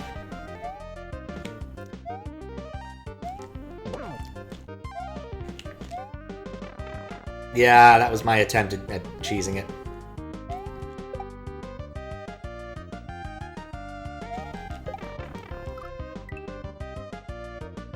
Boom Boom was given cat ears in an arena to fight in Fury. Oh, I didn't play that. Alright, fair enough. Really bugs you with Chuck's and SMW is in the game they're green. Clearly, in all the other pictures they're blue. Even the freaking credits they're blue. But in the game, when you see them, they're green. How odd. Yeah, I guess that's true. In Mario Odyssey, they were blue. I mean, I get you could have multiple teams of Chucks. You know, they're all doing their own kind of thing. I could easily see them fielding multiple different football teams that they play against each other. It's a reasonable thought.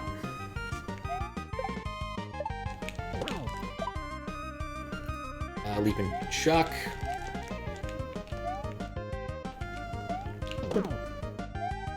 Home away team, exactly. It could happen. Conceivably.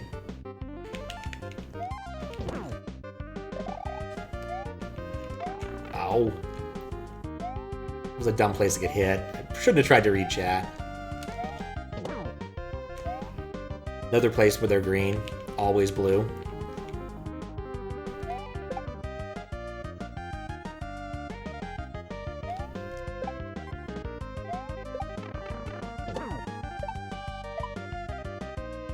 You know, had I hit him, that would have been so cool.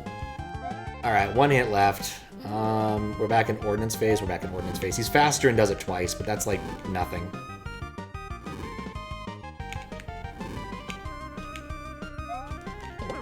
Alright. Okay, Hyper comes after. All drawings blue. Very odd. I wonder if just like they liked the look of it better on like their CRTs being green rather than blue, or maybe it's a coding bug. Would not surprise me either way, honestly. But especially if the concept stuff is blue, I can easily see why he would be blue in later games. Or the Charging Chucks would be blue in later games.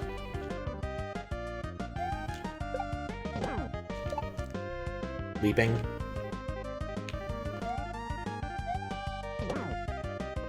Bomber.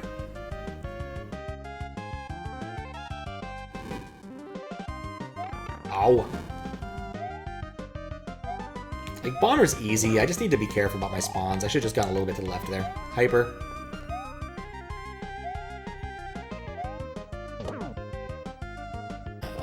Ordnance.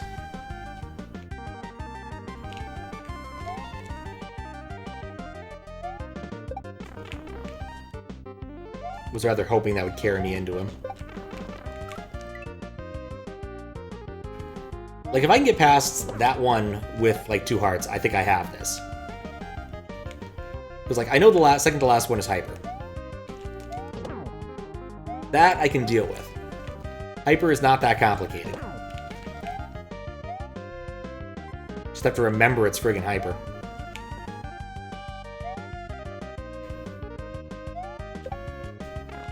Oh. Oh.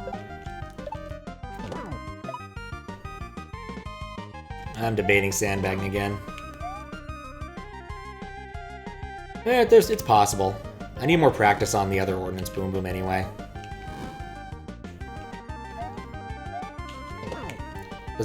Doesn't hurt to try.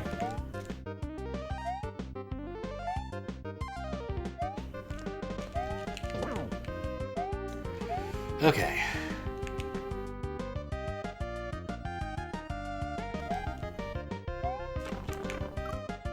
That hit me? Oh, come on.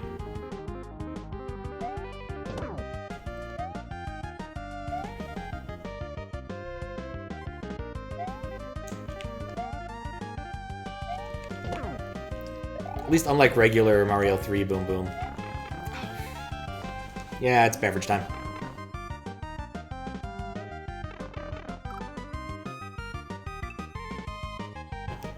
Unlike regular Mario 3 Boom Boom, he doesn't just swoop. He tries to stick around. It's a weird attractor thing he's doing. I'm so used to conventional swooping Boom Boom that it still kind of weirds me out when it happens.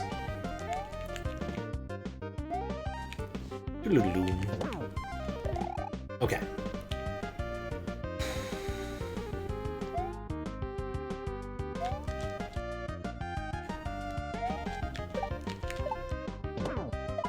Perfect. Leaping Boom Boom. I was unnecessary Lava Lotus-ness, but it worked out. Just move a little left. I forget that he hits the wall. And you stand over here. Hyper boom boom.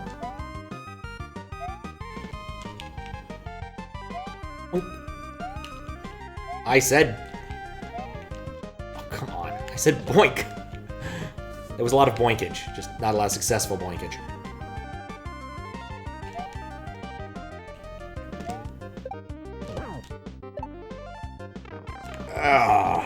Oh. Well, I would say that was a good use of my iframes. Was that 3 or 4? That's 4. Okay, Hyper Boom Boom.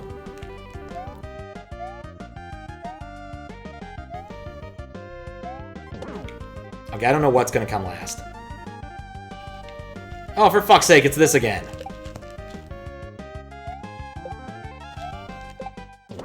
Alright, well, I lucked my way through that. I don't trust it. But at least we got down to the little planet. Both nebulas are same graphics, rotated 180. I think it kind of makes sense. There's a transition there, and it definitely had to do with how many hits Boom Boom had. Alright, well, let's go get that other moon, shall we? And then we'll go figure out what we did wrong. I think Mankey Bridge was in 6? No, it's in 5. Thank you for the good GGs. Now, we're not done with this yet. There's still, like, a secret post-world or something. Disco... Obligatory Conundrum...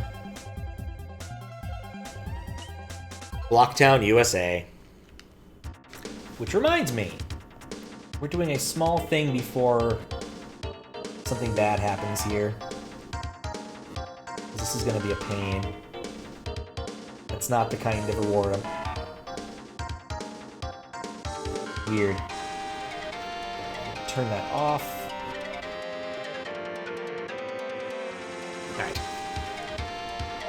Reset game is going to be off while I'm doing this bit of moon hunting because of how long it takes to get here. Like, I'm going to have to beat the entirety of this level. Except for the second shot at getting that moon. To be fair, once you've done something once, it's not so bad, but still. And this is one of those concepts I fear. I really should go back and play Jump and see if my fears of Mankey Bridge are still founded. But that's a whole nother hill of turn blocks.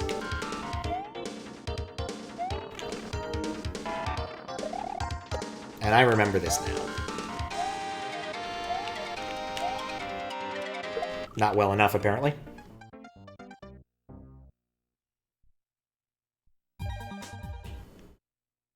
But I remember it. Okay. The thing is, with an awful lot of the levels in this game, there's not a lot of things where cheating would be as handy as you might think. Like, an awful lot of the time, cheating is just marginally useful.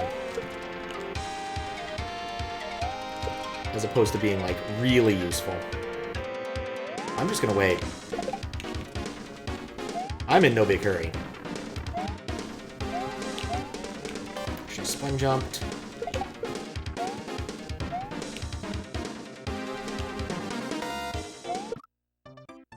Right. I forgot about that troll. It's not really a troll, but, like, just the gimmick there. So this level is actually a reference to a specific level in Jump called Mankey Bridge, made by Morsel. One of, like, I don't know, 5 or 6 levels he made for Jump.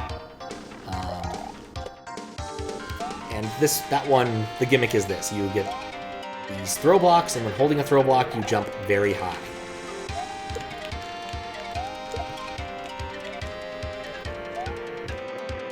And the reason why that was a troll was I should throw the block up first, then do what I'm going to do.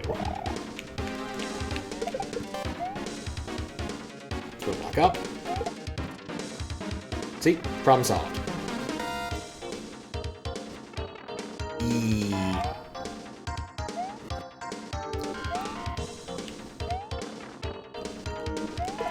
Doesn't matter as long as the block doesn't shatter, is what I was about to say.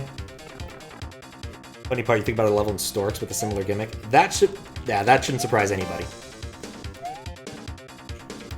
Because again, Morsel does reuse gimmicks sometimes. But yeah, it's Morsel. It's Morsel inspired. There was at least one other level that was a direct sequel to a level in Jump, and I was watching Mangort play through, do his speedrun of Jump today. And he was playing that level. I'm like, wow, those levels are very similar in terms of design, in terms of aesthetics. Not in terms of level design, mind. Like, there's still both water levels where you're walking around starry areas, but very different. You can tell there's been years of change behind the person. Okay. Still, that red block is basically invisible.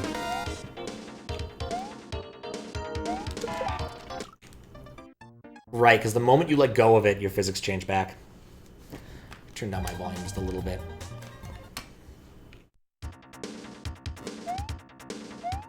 Kind of makes me wonder how many times we could actually trace it. Like, say, Morsel used this gimmick in this hack before he used the same gimmick in a different hack.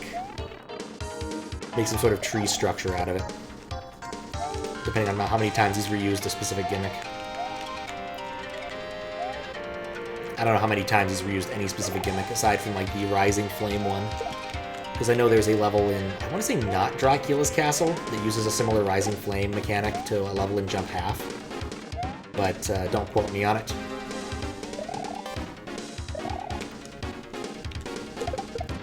Also, not Dracula's Castle is still a really good name for a hack. I'm very, very amused by it. Okay.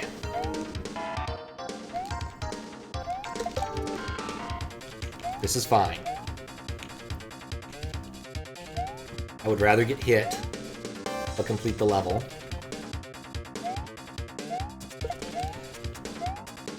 There we go. First midway. Note I said first. I still need like 4 more of these suckers.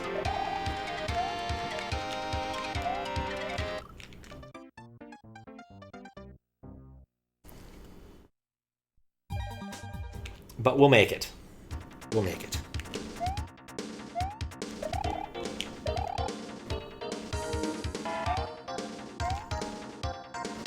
Okay, so that's one block. That's a fail block. That's a fail block.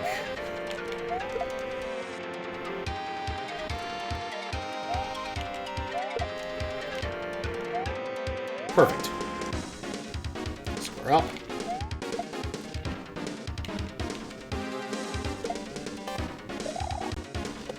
Oh, nuts.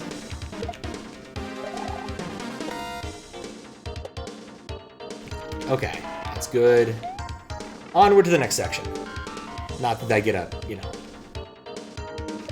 any sort of reprieve, there's just, it's the next section.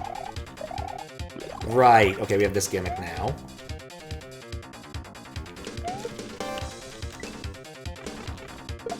Alright, well.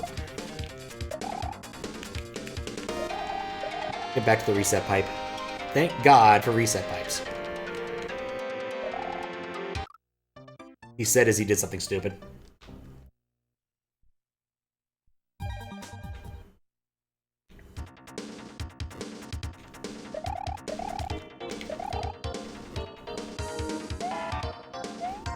Now, the thing is, I could actually like, use the cheating tools the game has given me. Kind of thinking that a cape might actually be useful. Hey, Pat, why don't you play the level instead of making guesses? But basically, I have a couple of cheats that will let me enter levels with stuff. Having a cape might... Actually, no, this power-up will overwrite the cape, so it doesn't matter, so that's not going to be helpful.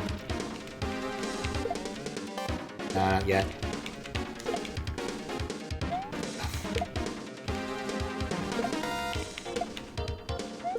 This is a problem.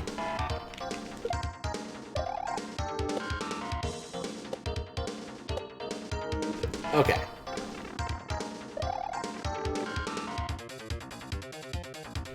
Second verse, same as the first. A little bit louder and a little bit worse.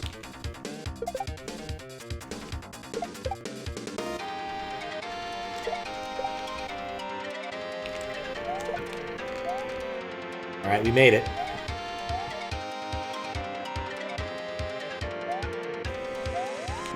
With a massive surplus of blockage. I hope I didn't need that guy to get up there. I needed that guy to get up there. Retry pipe. Alright, not too bad though.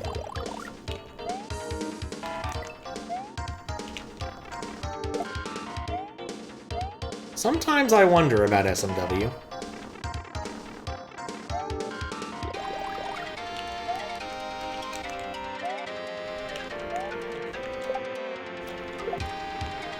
Okay, now what was after this? Oh.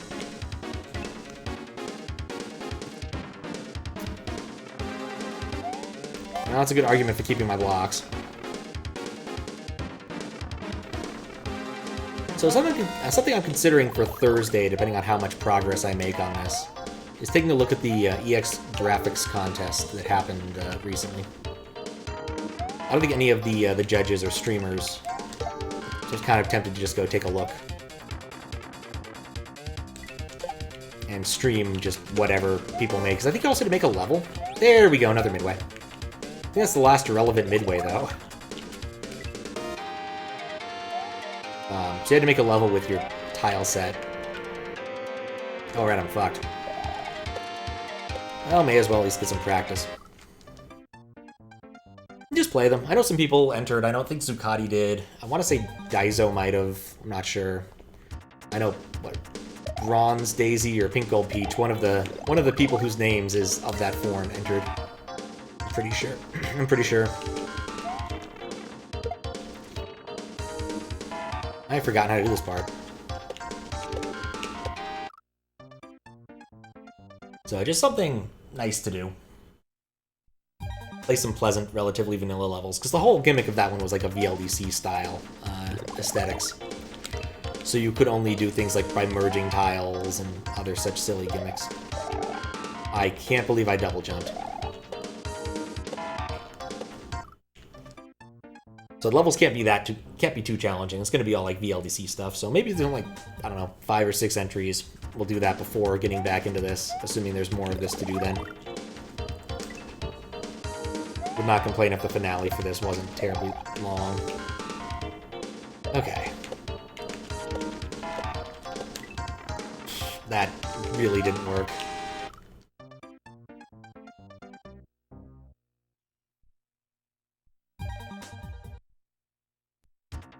Yeah, maybe I'll bug someone who's in that contest, or someone involved in the contest. Go see if it's actually just on the forums, too. They often just upload the entire docket of the forums.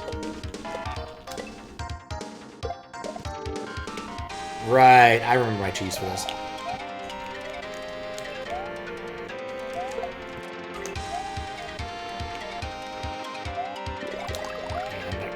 Remember my cheese for this. It was one obstacle pad. One. And you ran into it. The thing is like, you can just do this. Kind of defeats the purpose. Also, like, that spring behaves oddly, but it's not a big deal. Alright. Now we're in the room for it.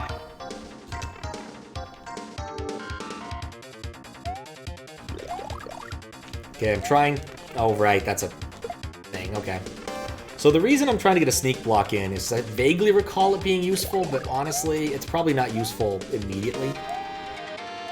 So, like, I could use the sneak block to do that and still have a full complement of 5 blocks.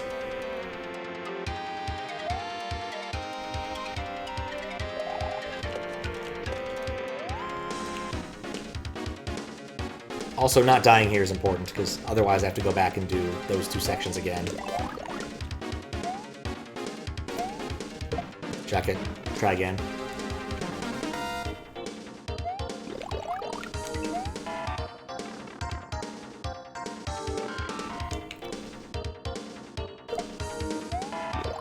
I'd say it's pretty obvious that I don't remember how to do this part.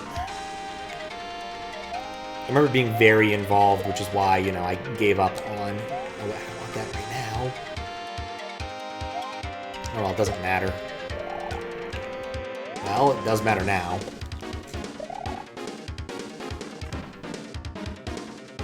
Like, I'm vaguely tempted to cheat my way to the moon, but, like, I'd like to do it legit. But this one is tricky.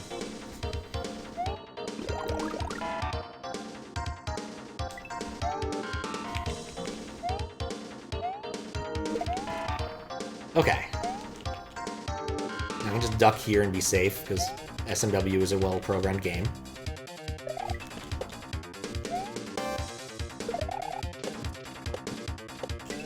Oh. Nuts. Oh, nuts. I'm just gonna fall off.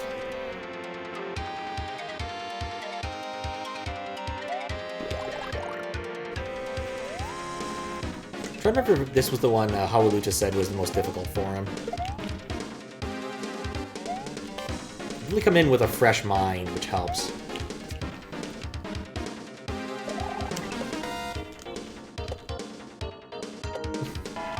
Helps for some values of helps.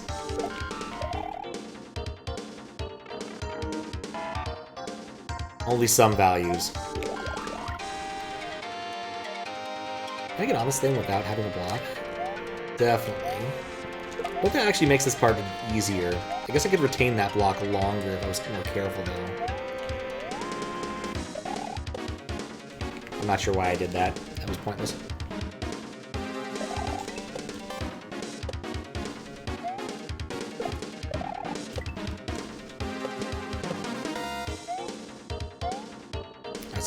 I still have 2 blocks in reserve.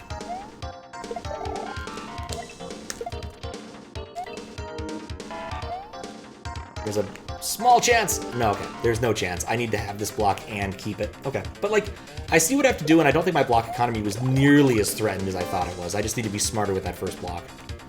Or, not the first block, but the block that I used to destroy the big block. So I need to have 3 blocks, but I need to have one to jump in there anyway. So, like, it's not that bad. Oh, except that. I don't want that.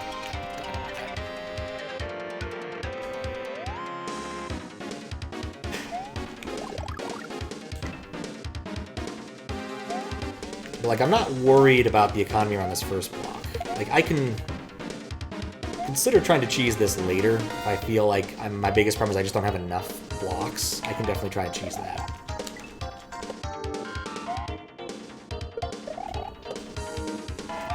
Or I can just do that, I guess. That was really cool till I fucked it up.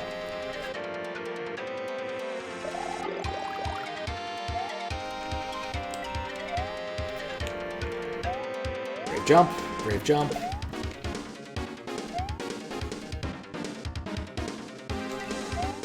Wait, no, I don't want this. Oh, this makes this jump actually a lot harder. Right, I just have to remember to spawn the block while spinning, because, like, that's the key to this level, is spawning blocks while you're spinning. I wonder where this background came from. It's like a Mega Man X feel. Kind of wonder sometimes about the aesthetics of certain games. Does Mega Man X and other such games had some pleasant aesthetics. I learned a while ago about Cassiopeia. There's a certain, like, class of music that we kind of associate with certain games, like Outrun and like Mario Kart, that apparently the Japanese city pop jazz something band Cassiopeia very heavily inspired. What all those adjectives mean exactly, I don't know, but...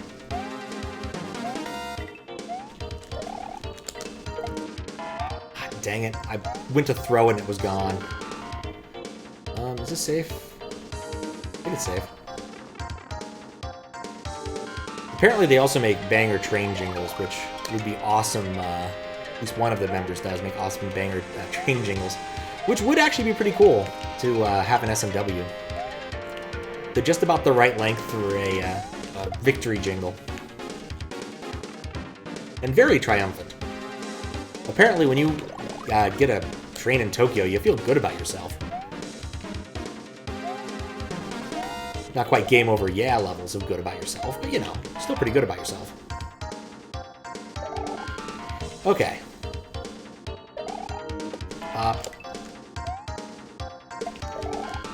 Up throw.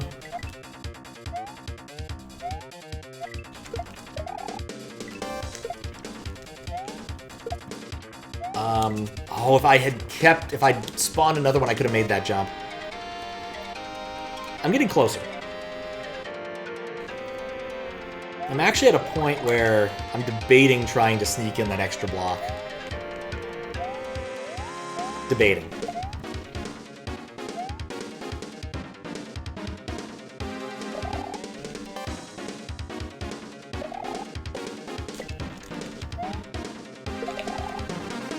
Nuts. Double nuts. Triple nuts.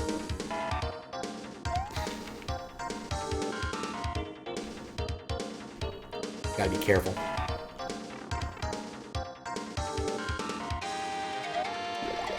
Oh.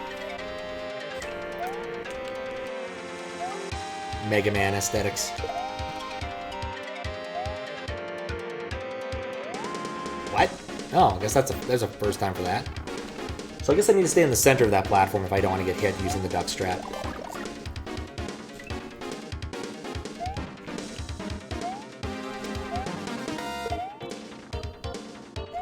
I was actually kind of hoping to get started earlier tonight, and it just didn't happen.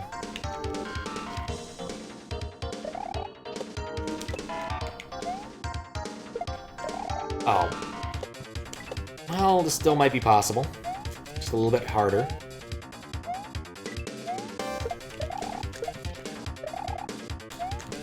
I flubbed everything there. Like, I need to just let go of the spin jump. I need to transition back to regular jump so I don't accidentally do that. Because I really don't need that after that spot.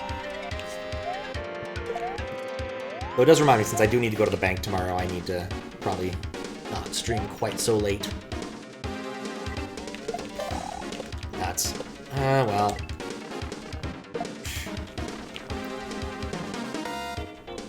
Thankfully, it's not too far away, just a relatively short bus ride. You'll see about having some lunch while I'm down there.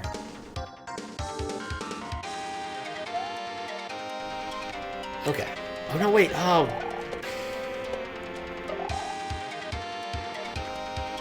So I can make it up there without a block.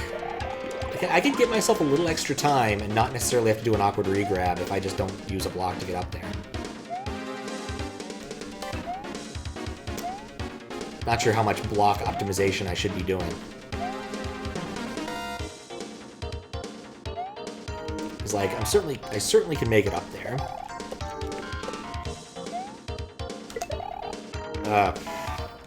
Okay, I can make it up there, but yeah, without the hang time, that gets really tricky. Maybe not. Maybe not.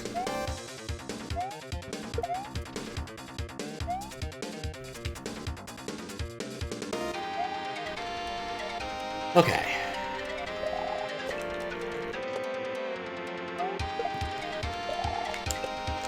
Okay, I've lost that one, but that's fine. Maybe.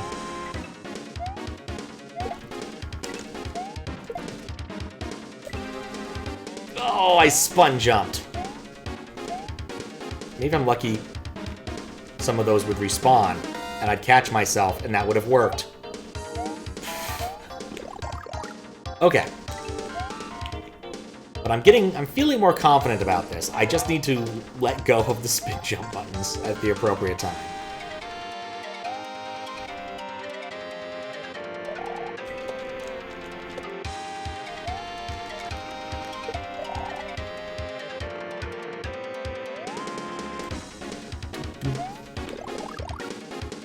Maybe I won't get lunch down there, actually. That's not a very good place for lunch.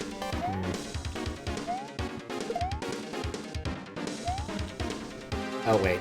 He'd be far enough over, else I'll die.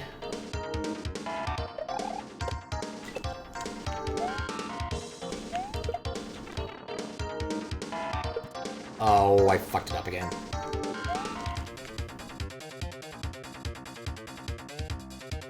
I was about to say, maybe I haven't restarted the thing since I last was here, but I know that's not true.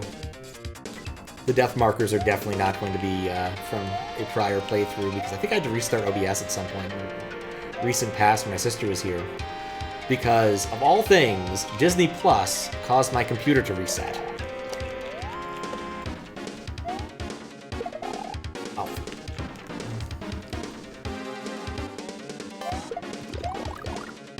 Now, you think I could not necessarily pin it on them, but I totally can. We did it again, and it still broke. We're trying to watch, like, the second episode of Moon Guy? I forgot exactly what his name is. Some Marvel superhero guy who has problems with losing time because he's being possessed by something.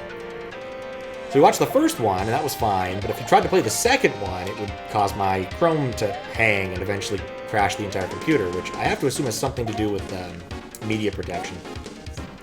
It wouldn't surprise me if they put a higher level of HDMI media protection on the later episodes for some reason. Just because that's the way Hollywood does things sometimes. So we gave up on that and watched something that had no protection as far as I can tell. DuckTales. DuckTales does not need protection that way. And DuckTales is pretty awesome, so.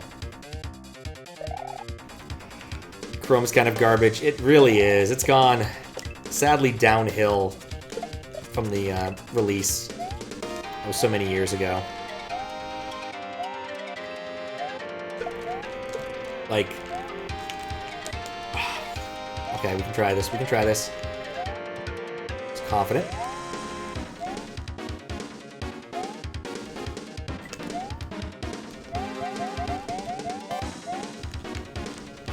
No! I did it! And then I failed it! Oh no! The new DuckTales is surprisingly well made. I watched a little bit of it, but the problem I had was they went and got David Tennant as Scrooge McDuck and then didn't do anything with him. I watched a bunch of episodes that were about like the nephews and Webby, and I was like, man, you get David Tennant for this role and you just waste him. How you doing, Airsoft?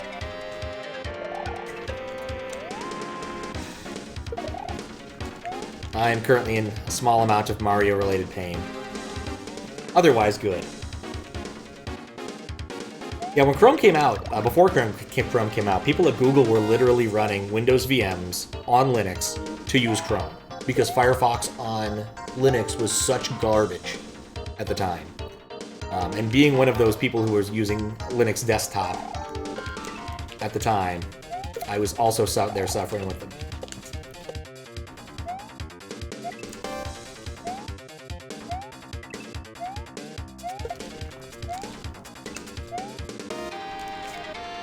Crap. Nah, I can't make another cycle.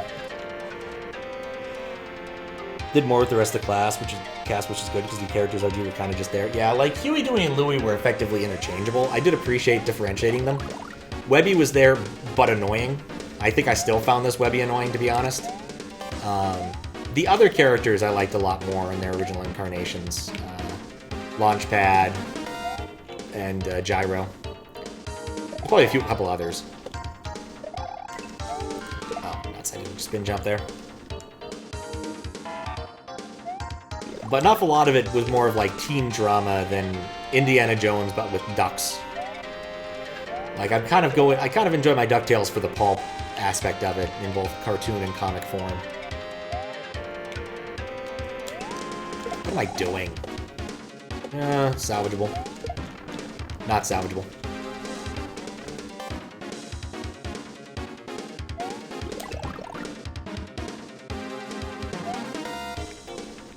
Yeah, I don't think I ever watched far enough to see if an awful lot of the villains came back. I want to say they turned Gyro into, like, Zuckerberg, which is just kind of weird.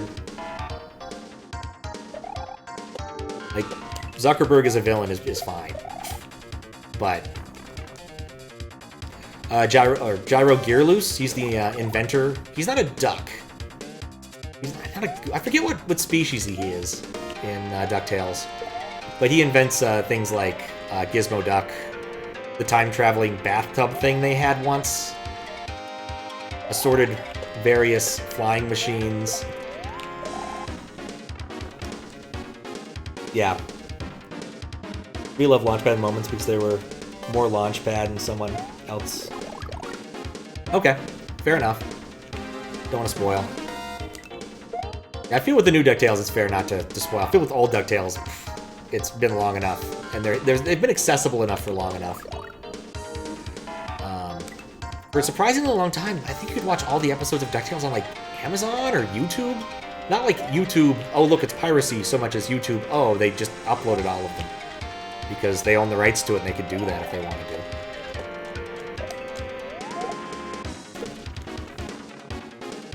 Yeah, he creates all the gadgets. Lots of gadgets. I don't know what the other name is there, but I assume that has to do with the newer DuckTales. In the comics, he's actually kind of just comes and goes as the story needs him, which is kind of fun.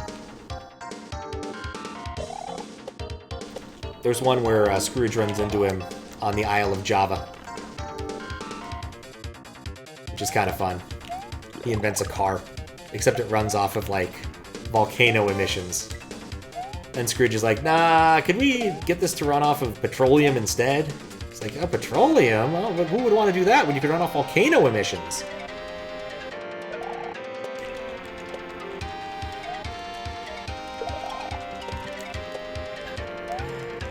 It was a very silly thing.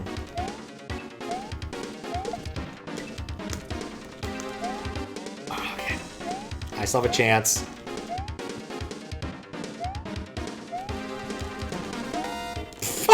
I went around the circle again. I'm getting there. I'm getting there. Don't know if you ever made it international, if it's just in the German. Oh, the German Donald Duck stuff is different, isn't it? I forgot about that. Like, the German Donald Duck stuff is so different, isn't it? It's like a different company even owns it or something.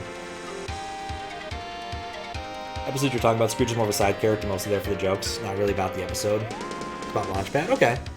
I mean, there were a few episodes in the OG one that were mostly about, like, Launchpad or other side characters. I want to say there was one where, like, Launchpad had to get over a fear of flying through barns. It doesn't sound right, but that is what I recall, so that's probably it.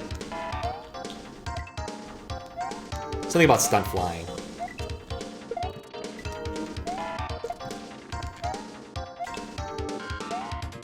Okay, this will land me. Oh no, it didn't land me where I expected. Oh, okay, whatever. Yeah, there's something weird about Donald Duck in Germany, I think, or maybe Sweden. Like, there's just a different Donald Duck.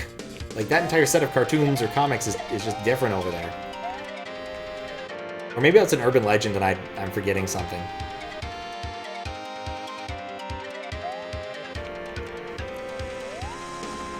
Like, I vaguely remember this being part of a puzzle, which should go to show you how much I should trust this.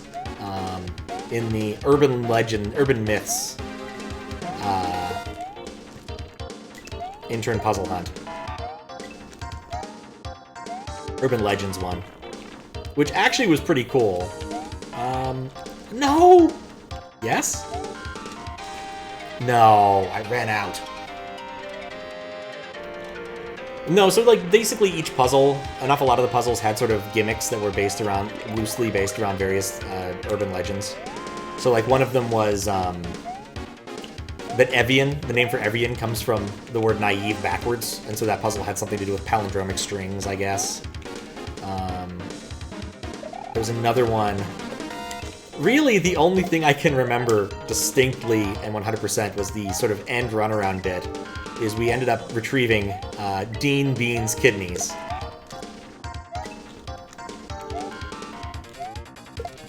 There we go.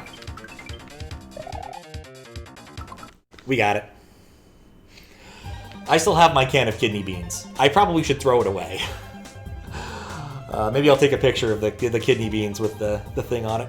Alright, so cool. We got all of the moons. Lost you. Okay, so, like, there's an urban legend that, I don't know, like, if you go someplace and sleep in the wrong place, someone will steal your kidneys or something. Don't, like, it's been too long since I remember how this worked. Donald you saw in your comics had pretty similar to Donalds in them. Short-tempered, unlucky. It's more what I'm saying is I think that there might be a different set of comics that were just done in Germany that weren't brought over to America and vice versa. But I might be off base, again.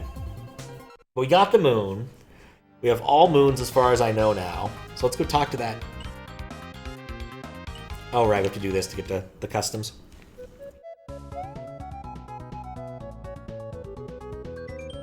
Welcome to Star Express. Other post-game mode. Seems you have completed all available levels. Very well, you're allowed to enter. Please step into the rocket and have a pleasant trip. I was kind of expecting him to help me out here, but I guess he doesn't do that.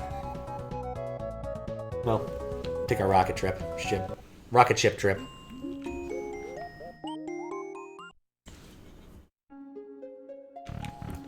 Alright, let's go talk to Toad. And see what message we get again this time. Alright, this was the last moon of the game. Now you only have to defeat the boss, and the post-game will be completed. Good work. I know you must be wondering if getting all the moons unlocks a secret world somewhere. Well, it's a secret. Oh, sup, Papaluta? 4 a.m. rolling out of bed. You know, you're exactly the kind of person I wanted to ask. I have to find me some secret moonage. I don't want to fight Boom Boom again. Or I found all the moons. I now have to find the secret to get into the special world. Which I don't know where it is.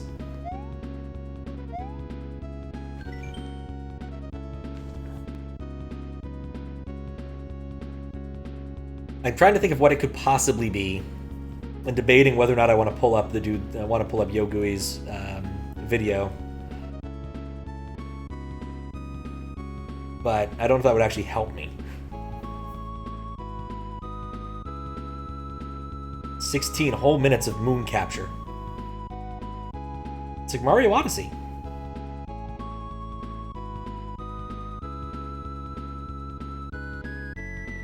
It doesn't actually tell me anything. It just shows me where that moon is. Lovely. The moon you literally walk into. Didn't do all the challenges here, so fair enough. Alright, well... let's think. So my two ideas here. One is defeat Boom Boom again. I don't really like that idea, and I don't want to do it. It does seem to indicate there's a secret world somewhere. It's a secret. Okay. Well, here's an idea. This is something that frequently happens with these. Let's take a quick look at the screenshots. Because it's frequent that people hide things in them. Thank you, Grand Poo World 2.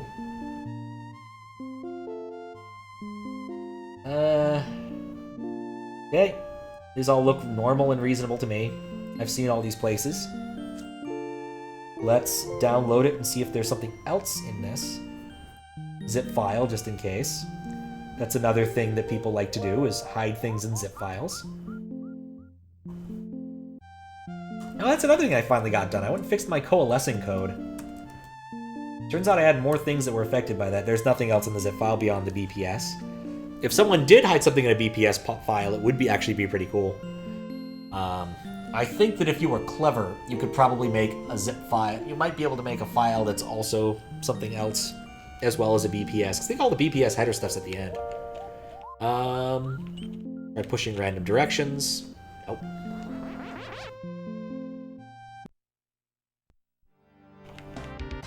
Let's try visiting some of the Yoshi houses. Maybe one of them will give me a hint.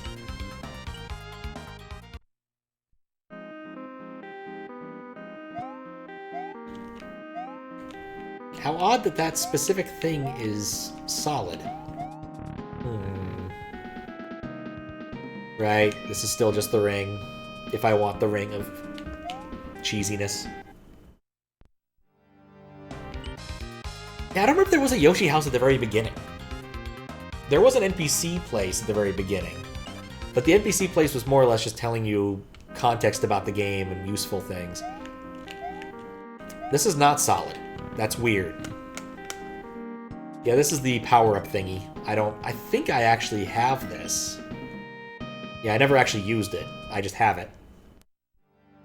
Yeah, you can see I have it. I just haven't used it.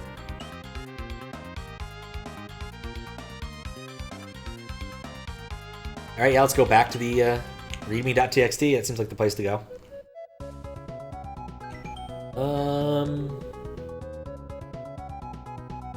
Okay. Notice there's no status bar. Midpoint orbs, not bars. They are different. They don't save. Think about saving the game. The game autosaves every time you're on the world overworld, so if you get something good on a level, return to the map. Notice that I've been doing that consistently. Just so you know, in this game, I'll ever scrolling and use for other things.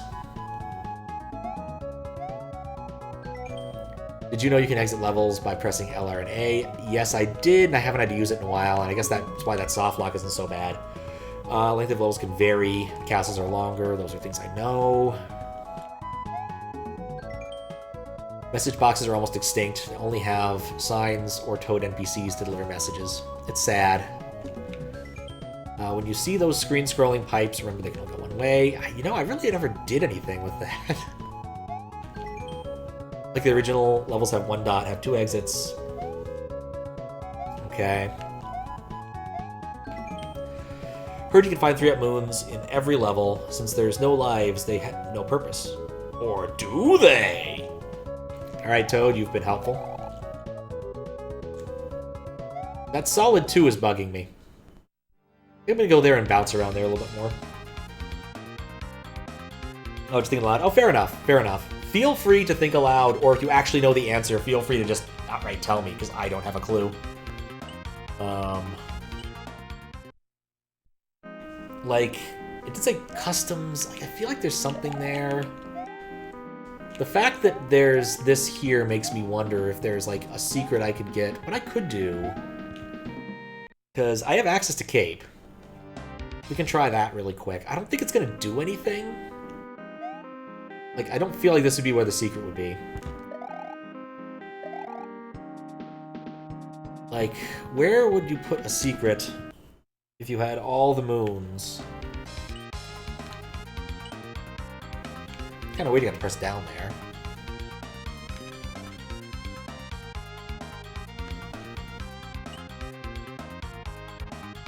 Wall jump? No.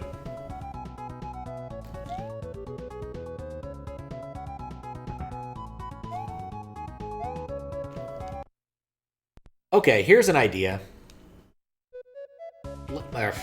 Here's an idea. It's not a good idea, but I have an idea. Why don't we try riding the rocket ship and not canceling the animation? Maybe something interesting will happen now that I have all the moons. There's a moon in the sky. That seems like a hint. I don't know.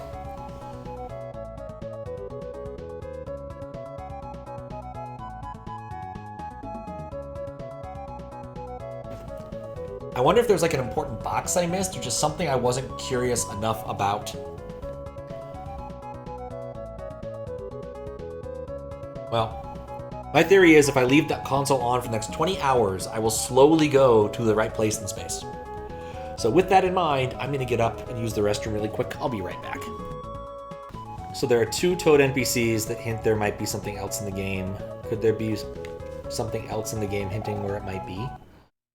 That's what I'm kind of trying to think here. Is where that kind of thing could be.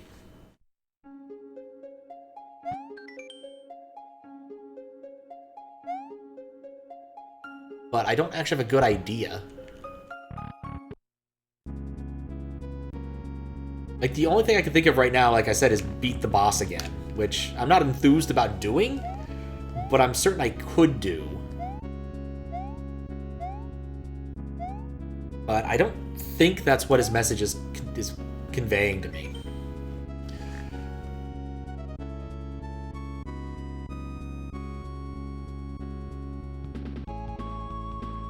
Unlock a secret world somewhere. Like, I'm kind of wondering if I should just start going somewhere and, like, Checking every edge again. Like, was there any space-themed levels that I could possibly... Like, would that be a thing? Also note that I have lost my, my cape.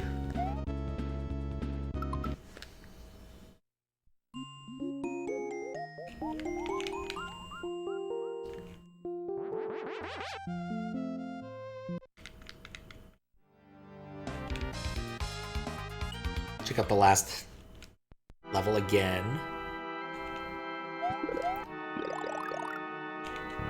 That's new. Oh, I beat the level, so I get these doors. Thank goodness.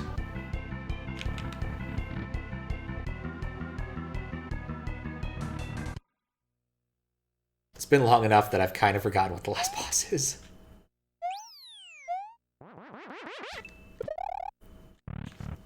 Wait a second. No. I'm dumb. I should have gone past that point. There was something over there. You can't press start on the thing to scroll. You know what? I'll try that when I get back to it. We'll enjoy the boss for a second. Don't think I'll beat the boss again, but we'll enjoy it for a second. I need to die, don't I? Just to get out of this. Because I can't start select out of it. There was a dead end over here. I distinctly remember the dead end.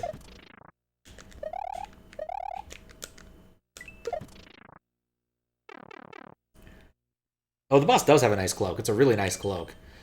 Finally reached the top of the castle, the final boss. Epic power-up. You want to know the boss's name is Sorcerer Mustache. Sorcier Mustache? He's a wizard that mastered the power of 3 elements. Oh. I don't have any hints to give you, but you don't need them. I know you're capable of clearing this obstacle. Good luck. Alright, well...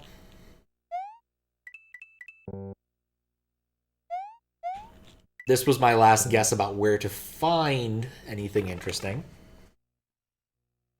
So let's go back to the map and try scrolling around. That could be fun.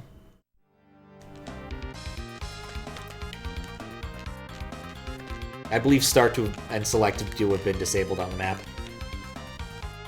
Time to start jumping in pits. Oh, please no. I might message Yogui if that's it. Here's what I think. Wait, what? Oh yeah, I can select my power-up. I forgot about that. Yeah. That's one of the upgrades I got. There's 2 upgrades that I acquired in the various houses. One of them was the ability to choose my power-up at the start, but oftentimes levels have filters anyway, so it doesn't help too much. And the other one is the ability to summon a star man for a short period of time in a level. But only one.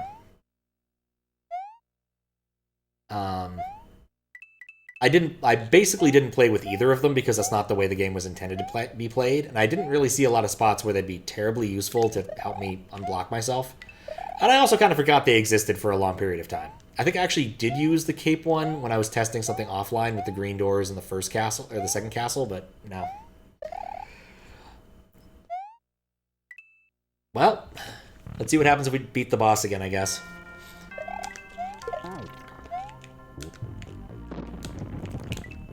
It's a cool boss still.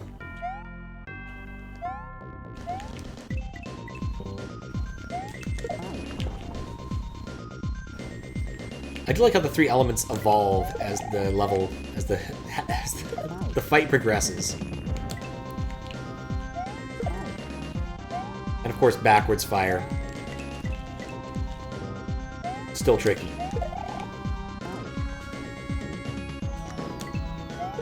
And of course, single lightning is like the least scary thing. Whereas the ice is actually pretty scary after the second or third iteration.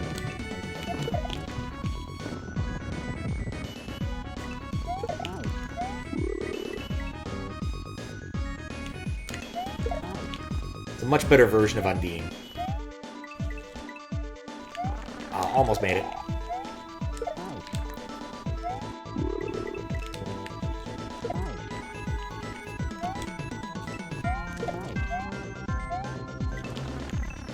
Fast fire was not my friend. Oh no. Oh no! I jumped too early, I'm dead.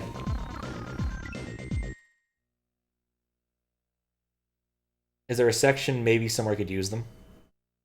Star could be used for a spike run section if there's one of those. The only place I've seen spike run sections that existed really were spots where I absolutely had to have a star for.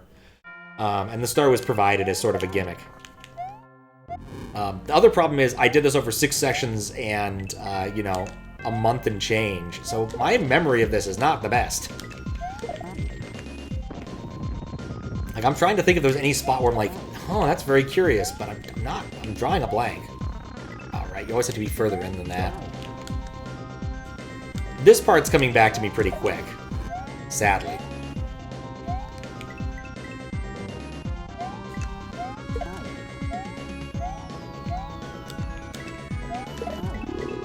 I should be fine on the early cycle at least.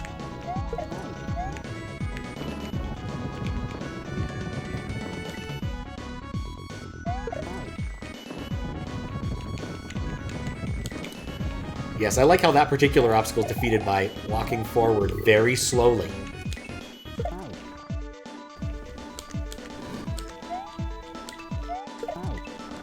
Nuts. Come on, give me another lightning. Preferably followed by yet another lightning. Yep, that's it.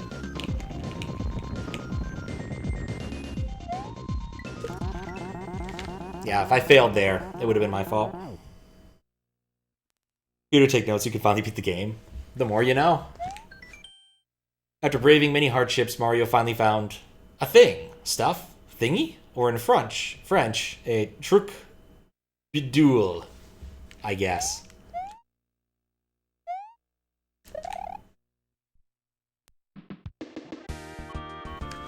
Yeah, we're not going to skip the credits. I like credits. We could skip them. Apparently there's a reason to skip them, but I'm not sure why. And of course they glow when you touch them, which is awesome.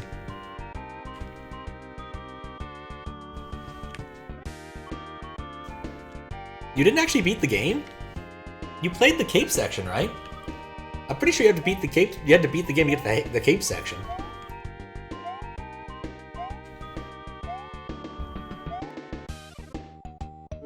Mathy. Pie Guy. Now, that's an appropriate name for today. I unfortunately had no kinds of pie. There used to be a place to get pie nearby, but it closed. So I no longer have pie. Didn't do the challenges. Interesting. Wyatt has a last name? I'm learning so much. Did any percent or whatever and then got distracted. Okay, fair enough. Yeah, I've got all the stars, all the moons that I can possibly get. I've beaten all the levels I can find. I've beaten every door I can find. Like, I'm very confident that I've beaten as much of this game as I can without figuring out the next trick.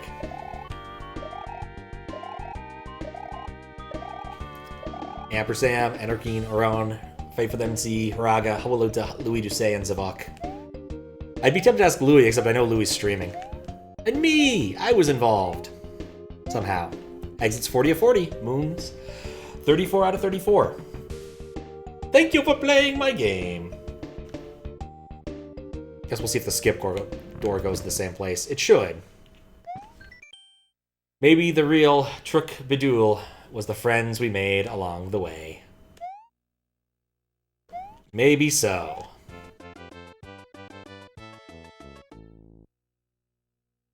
Alright, well at least I have the credits telling me that I succeeded at... Wait, what? Actually, wait. It said 40 out of 40. This says clearly 43. Alright, well that didn't help. I don't really want to fight Boom Boom again. That's the only other idea I can come up with. Like, basically, that or revisit every world and see if there's something... I guess that's the thing, next thing. That's smarter than trying to fight Boom Boom again. Let's revisit the worlds and see if there's some edges that I haven't gone through that just magically have shown up. If nothing else, it's something I should be doing as part of moderation anyway, is making sure there's no way to walk outside of the map. So that's a thing I can do.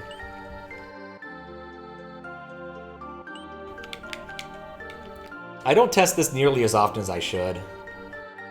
Just because it's a complete pain to do. But when it's merited. Let me rephrase, it's not complete pain, it's just very boring. It's not fun to watch, it's not fun to do. Are there places other than the Yoshi houses that are dead space? Not really.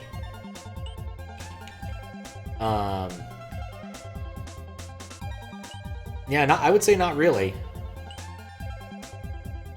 Like, there are pipes, but they're pipes, and they behave like pipes.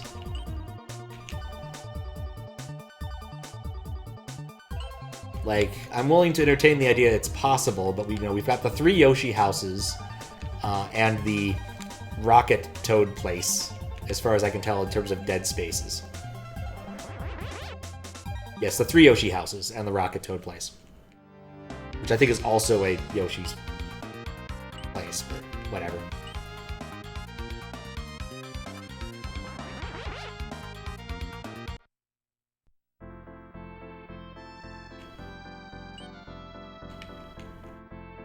There are dead ends on all of the maps. Each of the secret levels tends to dead end itself. But nothing I'm seeing so far. This all matches my recollection. I do think that the road there looks a bit like a P, but that doesn't mean anything.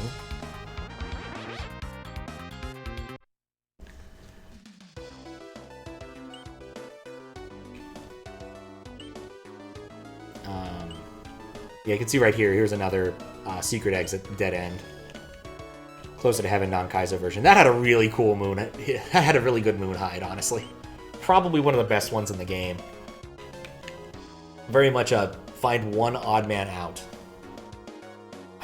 I guess, like, this area screams to me if there's going to be a way out, maybe here? So we'll poke our head into this level, see if there's a moon or a door.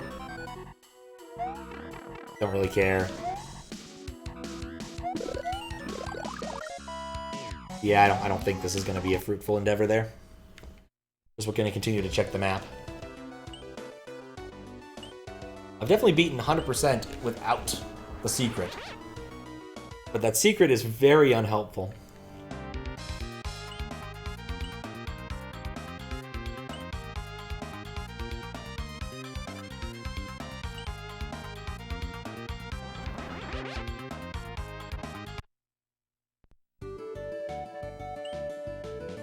Oh my, it feels like I was here so very long ago. So very, very long ago. And here was this level, Red Cape Ascend. Man, that level was hard. I got better at the Red Cape, but man, it took a while. Booey booey overworld music. There's been a lot of, like, this hack is a really good hack. It's very well put together. Certainly gonna put it on my my favorite hack of the year that's been released this year so far.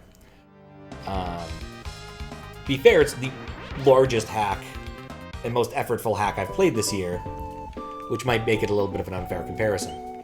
But like every part has been done really well. This is the only place where the secret exit is not a dead end, bizarrely enough. It actually kind of circles that way. I'm not certain that's revealing some sort of secret. Oh, Roulette Hill. I don't need to go back there.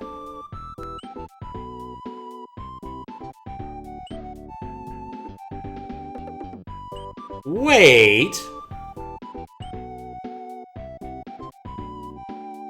Roulette Hill, or not Roulette Hill, Tutorial is red. It only has one edge on it. There's something going on here. There's some tomfoolery about. I think this level is messing with me.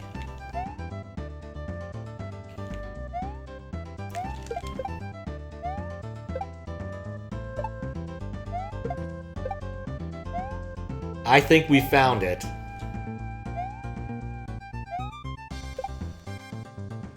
And we even get DuckTales music. No, I need a... There's a way to get up there.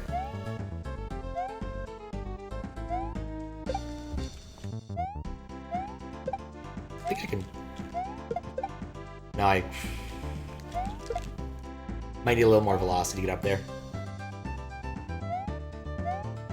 You know what? I bet P-Speed and jumping on the Red Koopa to do it. Here's the problem. It's been forever since I've been here, so I don't know if I'm just gonna, like, run in there, get a useless one-up. Or end up somewhere where I could have been anyway because of the fact that I could just go around. Which appears to be the case.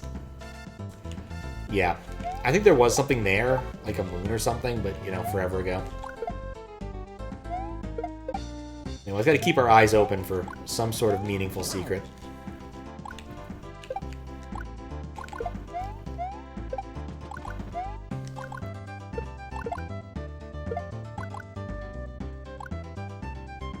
To a midair? No. Have to wait a bit or that, yeah. Oh yeah, I guess he would have come back, wouldn't he? Eh. I think we may have found it.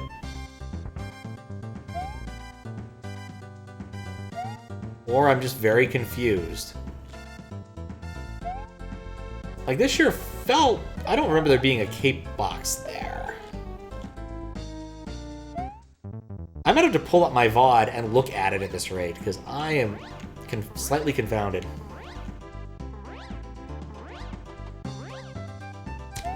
Or... Okay. I'll go back. Oh, yeah, I think this is it. I think this is what we're looking for. Start a second save file and check. That's fair. I could totally do that, but I think this is just... This is it. There's a door. I can barely see that with my setup. I hope we don't have to do this game more than once, of find a fucking door. It's not one of my favorite games.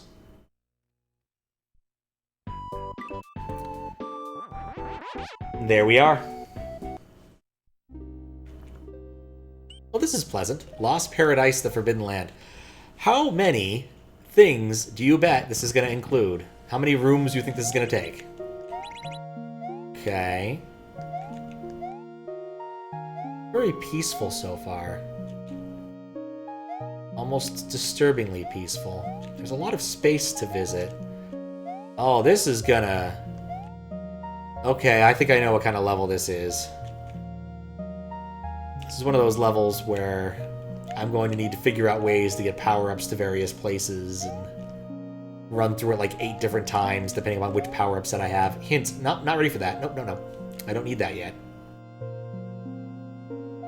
Nice to see it's there. Okay. I can get a Yoshi, I can get Fire Flower. Redeemed, you found it. It's like that Metroidvania hack I played. Yes, it's definitely reminding me of that. That reminds me now that we're long past that point, I should turn back on, use other useful rewards. Okay. So the retry doors do work, and that's going to make this part annoying. I may have to mark to do that again. Okay, so if I go down here, I can turn that on, and I can exit from that area by coming back up here. If I go through the block area, I'm going to get stuck, so we're not doing that. So the graph here is clear, somewhat indicative. I need a block to be able to go through...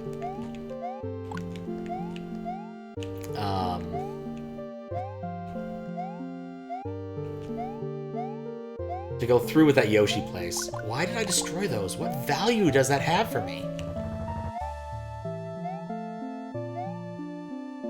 Alright, well I changed that, so maybe now that I've changed that and picked this up, I'll hurt myself so I can go through the area again. Like, this is ultimately a graph puzzle. Alright, so theoretically I want to be able to destroy these. I think Small and Yoshi-ish might do it, but I don't know. To go down there. I've blocked this area off for myself. There's a red cape down there. I don't know what the green bars mean compared to the yellow bars. And that feels important. Okay, this is how I get the Yoshi at least, I think.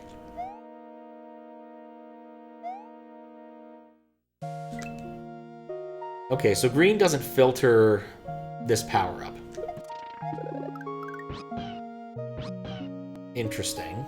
I bet green filters Yoshi's. I need to scare the Yoshi to be able to... I feel like what I want is the P-speed here. Oh, whatever. I can ditch the Yoshi to get up here and see what's up here, at least. Okay, so I need a Fire Flower to get the Mushroom.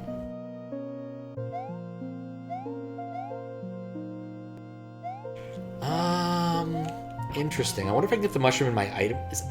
No, the item box doesn't work in this game. Or, well, it does work, but it doesn't do anything meaningful for me. There is no item box in this game. You know, you get your power up, you get the power down instead, I recall correctly. Alright, well, that's one of my options, is to get the block thing. I can also come through here, but I need a Yoshi to be able to acquire any of those items. Why I want more than one of the red capes is also a little bit suspect. I should be taking notes. Alright,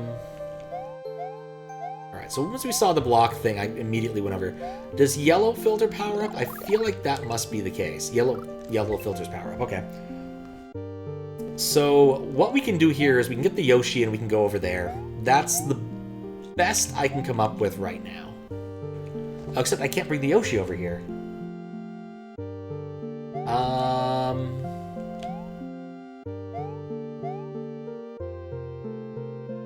Intriguing. Alright, so the longest set of moves I can make that strike me as obvious so far. Green filters Yoshi, this is fine. Like, I need a way to scare Yoshi, but I don't have one. So I can get the mushroom, but I don't know what I want to do with the mushroom. Like, I see a way to do it. So ignore this power-up, hit this block, get the Yoshi. Grab that. This is just if I want to get that particular power-up. I don't really see the value in it. But it's a thing I can do, so I may as well give it a shot. And the mushroom just disappears. Okay, there's a filter there. There's no way for me to hurt my Yoshi right now. So Yoshi is stuck on this side of the map. Even though there's clearly stuff that Yoshi will be able to engage with on the other side.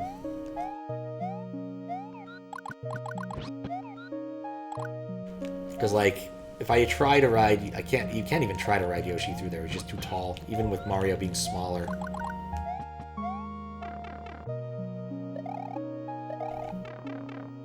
There's a trick. Yeah, see, he's too big. Yoshi can't be in Smash. Too big. Okay. There's a power filter here. That's a Yoshi. So with that, I could pick this up, but then I immediately lose it. So I could get a Yoshi out of here. That's an option. Okay, I see options there. Let's go play with that, since we can get a Yoshi on that side of things. That seems like a place to start messing with things, because it just opens up a larger set of the graph. Because over here doesn't seem that useful yet. So what I could do here is I can hop on this and get this, but I don't know what I want to do with that. I can go back, but oh, it's useless, because no, I don't want to be powered up. All I want to do is walk around here and hit this brick. I hit the brick, and that'll let me access the other side of that. I won't be able to get power-ups, but I'll be able to get a Yoshi. I think the Yoshi is the more interesting item at this point in time. Because that'll allow me to get into the area that I can't get in on the other side. When I have Yoshi, I need to make sure not to drop down, because that... And suddenly Pat realizes that every area around this Yoshi has a filter of some sort.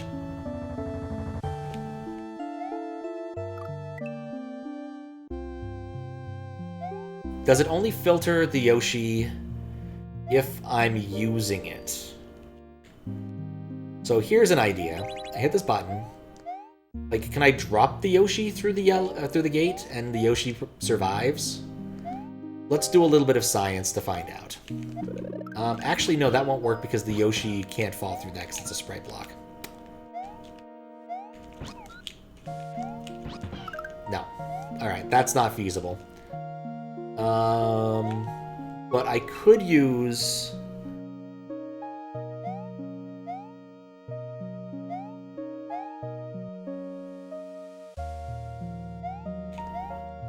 like...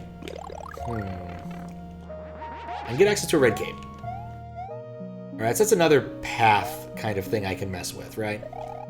Use the red cape... never mind, there's a power filter there, so I need to have a Yoshi get past that point. On all sides of this, there is Yoshi filter. Right here, there's a power-up filter.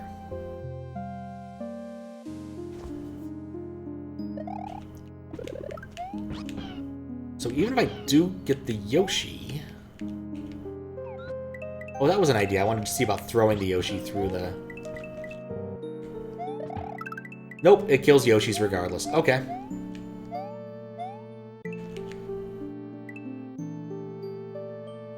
So one thing I can always do, is bring back a power-up into this area, if I feel the need to. The only power-up of interest... in fact, I have no power-ups of interest yet. I have yet to figure out the first step of this. Okay. I want to go examine the downside of this a bit more. Like, I can climb up that way, but why would I ever want to? I don't see a value in doing that. Munchers to walk on. If I could get a Yoshi in here, I think I could destroy the blocks. If I went that way, I'd still get power filtered again.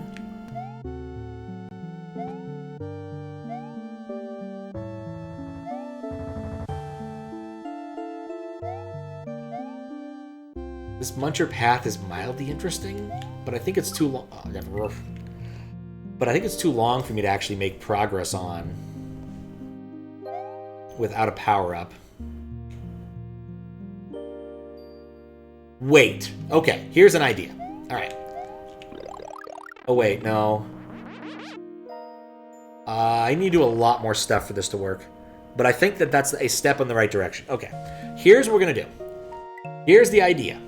Alright, and this is a long shot. So I need a Yoshi on this side. I also need to get rid of the Yoshi on this side somehow. But there's a Yoshi gate somewhere, so I can do that. Okay, so first off, we're going to go over here and get the block power up. Okay? Pick up block power up so that we can come over here and use... go down here. And use the block power up to destroy this. Okay, cool. Next, I need the Yoshi. And I need the Fire Flower. I use the Yoshi and the Fire Flower to get up here. This allows me to destroy these blocks. I'm going to destroy both of them. Okay. Now I need to kill this Yoshi. Which is impossible.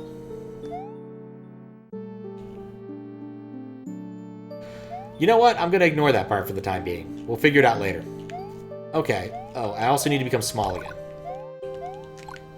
So we'll do this. A Bug's Life on PSXB. You know, I've never played that. I also never finished watching A Bug's Life. I think that's a absolutely clear case where Pixar was not the victor there. Bizarrely enough. Okay, reasons why my plan doesn't work.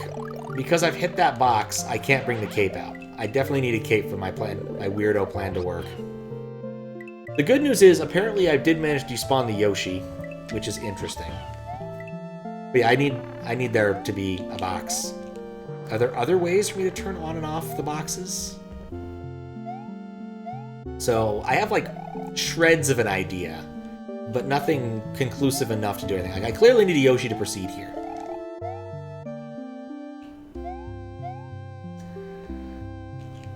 And I can't get down here with any any power-ups. Try to... Okay, so that's all that is. Why do I even want to be down there?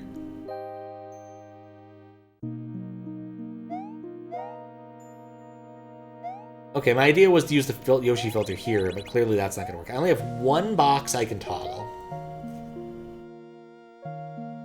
It's this box.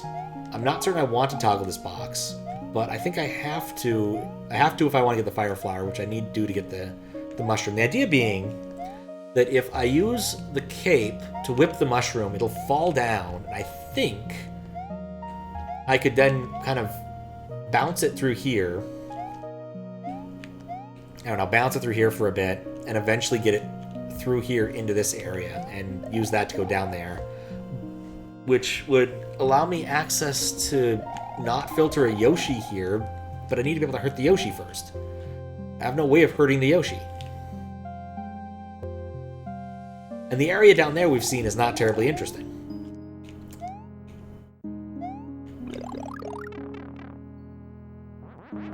So I can get a cape.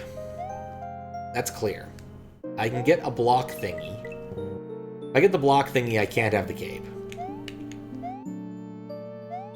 Because I have to hit the box.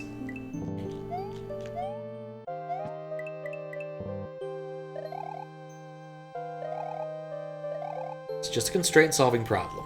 We need a Yoshi on this side. There's multiple Yoshis. This Yoshi is presently useless. It's completely trapped by everything else. Why would I want this Yoshi? I'd want it if I was small and wanted to get a power-up without losing it, which is why the mushroom is there. Could I whip that mushroom someplace interesting?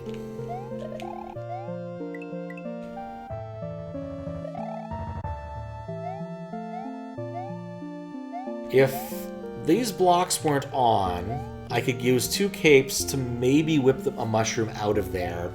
Maybe. But I get it all the way over here, though?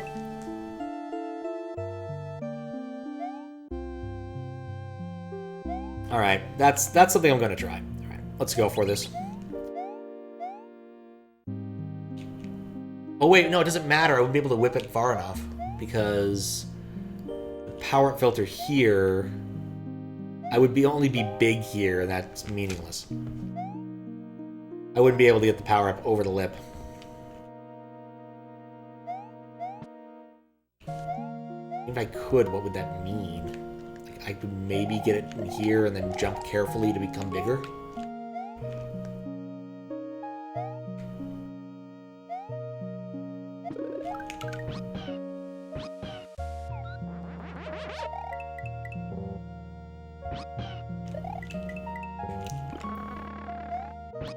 Well, at least checking that theory, I can, in fact, get the embiggening past that power-up filter. You know, if I'm not an idiot. Which means I could take it around here and be big, but, like, I could be big anytime! Being big here is not useful yet. Okay. Think about this.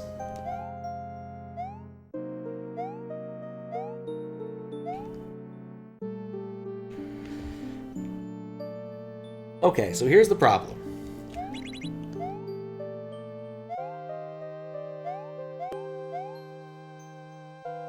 I still feel like I have a fractional solution in this. But it's not a very good fractional solution. I also don't know why I want to be down there. Like, I haven't even been able to get a Yoshi out of that area, so I don't even care about that Yoshi destroying gate.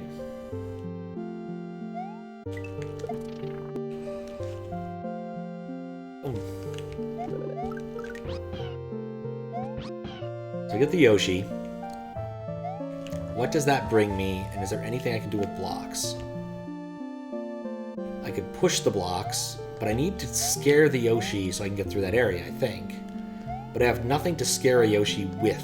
I have seen nothing that would allow me to scare a Yoshi.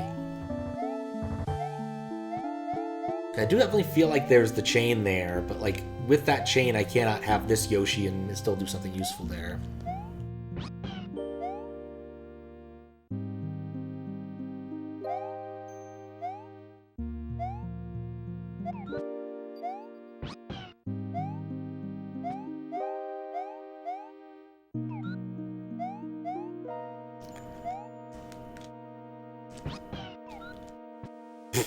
Okay, you know what? That's a piece of information that's not unuseful. The idea that there's another block down there. Now, to be fair, we got it in a really silly way, but that's a useful piece of information as to why we even want to be down there. Now, looking at that, however, I need a way to be able to proc that without being diminished, which means I need a block, but the blocks die in time. I'm seeing like little bits of the solution, but I'm not seeing enough parts yet.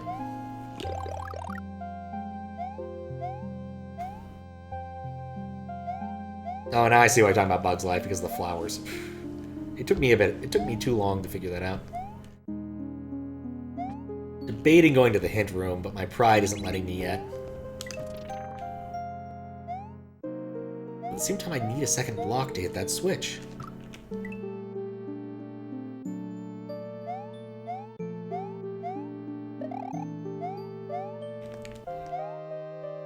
It's also odd to me the switch is even here, looking at it more. Because, like, I don't need it to reset things. Entering a reset door or dying sets the switch to the correct state. So...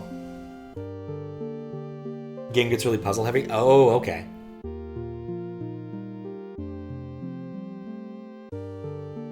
I have never played it.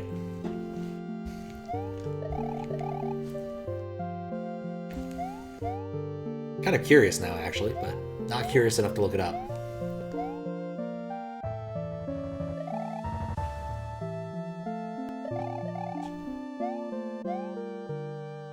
Okay, so I can get a cape out while in this state, but I can't use it.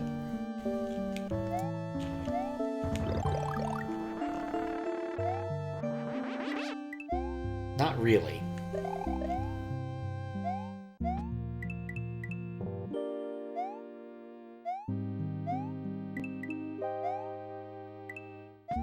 No, these blocks are not destroyable via that mechanism, and it's not the fancy block version, so I can't do that either. I think there's something key I'm missing about this. Like, there's just something in the chain of operations that I'm just not seeing. It's also highly debatable whether or not 3 in the morning is the right time to be trying to solve a heavy graph puzzle. I might have to take a miss on this until next time, possibly. Okay, so I think the clear thing is that at some point I need to come through here with the... No, there's no way I can get over there with a brick.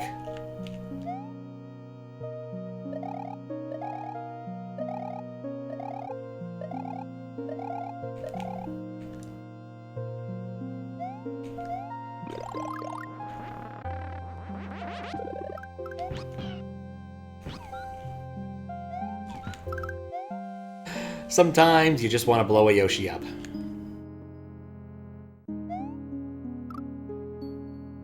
I think with that jump you can probably make it all the way over in one fell swoop.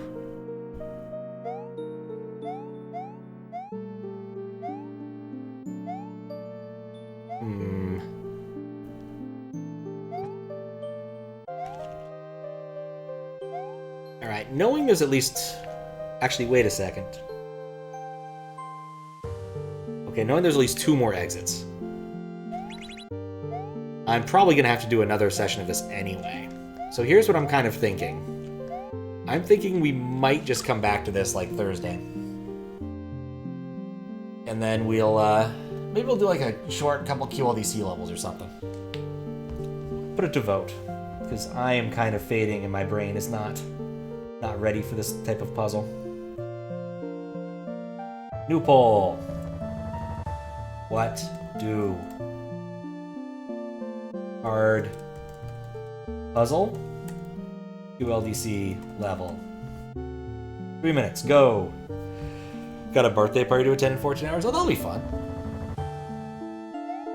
I mean, I guess it depends upon what kind of birthday party it is.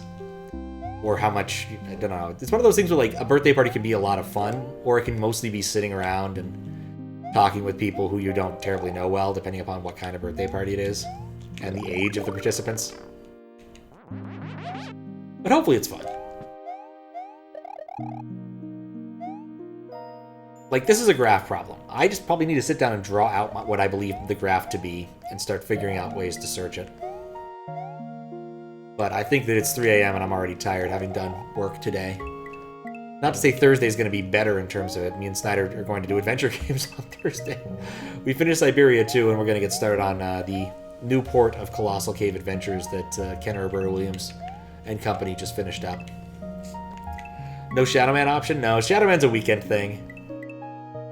I know Bunny Link said do it whenever you can, but, like, it's a case where my scheduling for that is not terribly difficult to make it kind of work for him. So I kind of try. And also, I wouldn't have that much time. I'm thinking, like, maybe the stream might go for another hour or so. This is not going to be an extremely long stream.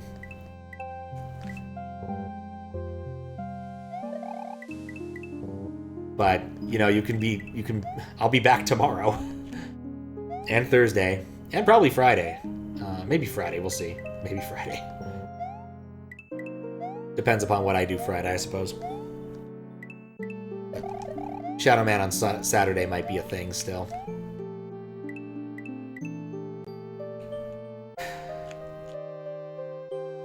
What's bugging me is I've yet to even use this. And I don't see a way to use it. There's no way to get the Yoshi out of there. Hey, going up this way isn't interesting. I can do it with the cape, but there's not a whole lot of point. Just barely with the cape. And the problem is I have an awful lot of options and venues to explore, but I don't know what many of them are good. So...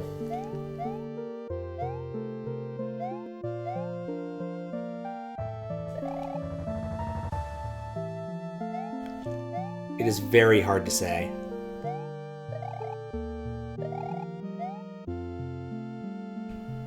Like, I feel like the right first move is hitting the switch. Except there might be something I want to do if I'm encaped, but I don't see what I could possibly want to do while encaped. Wait. Oh. Alright, so I can get this mushroom out and keep my cape. That has suddenly reinvigorated my interest in this level. Hidden Land / Highland. From Pokemon Mystery Dungeon. Missed opportunity in terms of songs. Or not using. I don't know that one, actually. I only ever played Pokemon Mystery Dungeon for like 5 minutes.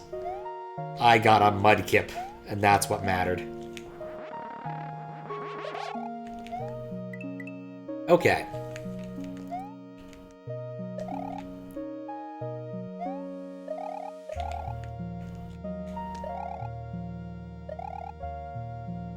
I don't know what I'm doing with this power-up. Good thing it doesn't go poof when you send it that way, though. I feel like this actually might be a reasonable step. Until I got it. Alright, let's see the results. Hard puzzle. Okay. Cape Canaveral. Alright. I'll give this I'll keep at this for a bit. Like, that idea that I can whip this mushroom somewhere seems meaningful. Especially given, like, how this area is constructed. And I've definitely run into cases where I probably should have been smarter about cape whipping things. Alright, so cool. I got this mushroom here. I can't hurt myself to get uncaped. So even if I do get this mushroom into a position I want to use it in, I would have needed to have taken a lot of damage before that, and then I wouldn't be able to whip it from the other side, so that doesn't help. I need to put it somewhere where I could keep it alive After... No, then the chain doesn't work. Oh. I was feeling so good about this. About this chain. Okay, maybe there's something else I can do with this mushroom?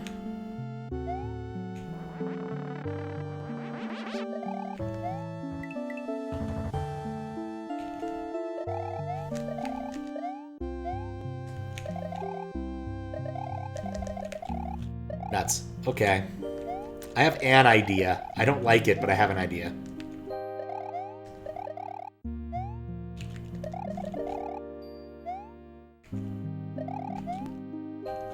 This is already fiddly. Need to get it to hit the wall there, and it didn't. Wait a second. I could filter my power up there if I felt like that would help. I don't think it will. Dang it! But yeah, I can immediately filter my power up and then come over here. But it won't go the right way, so it doesn't matter. I need to have the cape on that side for my idea to work.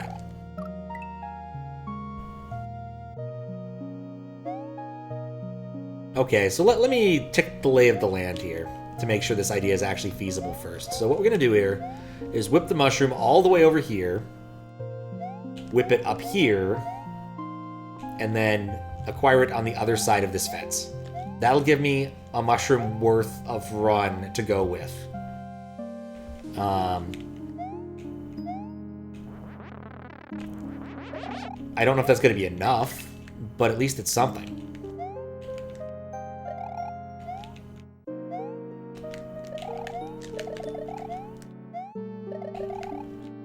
Ah, mushroom! I'm certain that if I do this and it works, this is not the intended solution.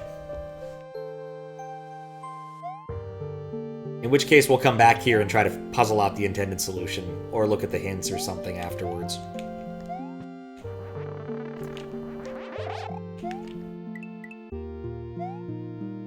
This is already something I'm not a huge fan of doing.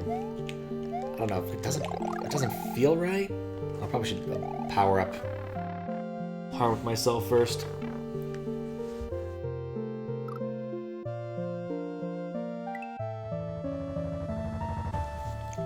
It's about how much easier it'd be if I went and hit the box for it, but because of the spawn rules, I can't do that.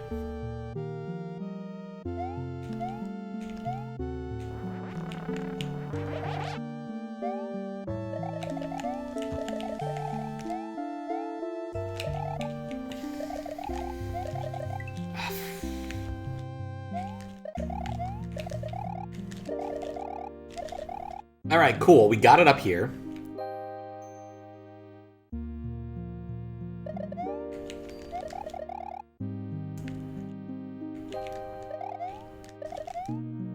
Might be a bit tricky to get it actually get it up there.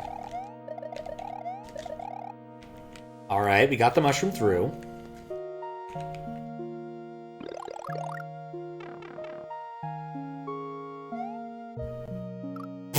No. I don't think I can do that with just that mushroom. Worth a shot, though. Maybe with a slightly better wind-up.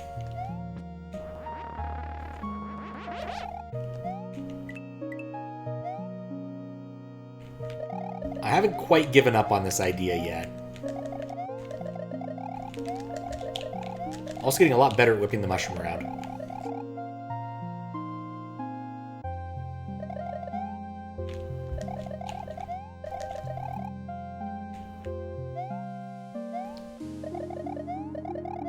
I feel like whipping the mushroom around is probably a reasonable euphemism for something now that I think about it.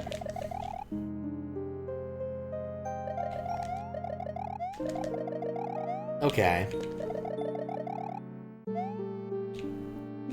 So an option I hadn't considered is... Oh, for fuck's sake, I wanted to... I guess actually, no, it doesn't help.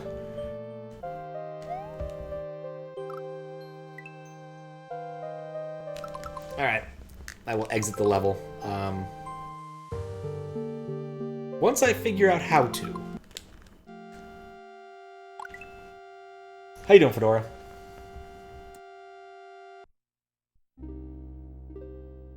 Guess also if it crashes now, it's not a big deal. I've made no reasonable progress in like the last 30 minutes. We got tails, and that's what matters. It kind of does actually help. Currently in the middle of a very lengthy puzzle level where I have yet to really see at least what appears to be the start of the chain of events I need to make happen. But I have a dumbass idea, and so I'm just going to keep trying it until something interesting happens. Or I get tired and go to bed. One or the other. Tails is better at solving puzzles than Mario? Oh, ooh, that's an interesting question. Who would be better at solving puzzles? I think you have a pretty good argument that Mario knows a thing or two about puzzle solving from Picross. But at the same time, Tails did have Tails Adventure, which was a pretty puzzle-heavy game. Not to mention, in general, Tails is just, you know, he has more puzzly type levels than Mario's tend to. How you doing, Walnut Vintage? I'm currently completely baffled and trying to do something very, very silly.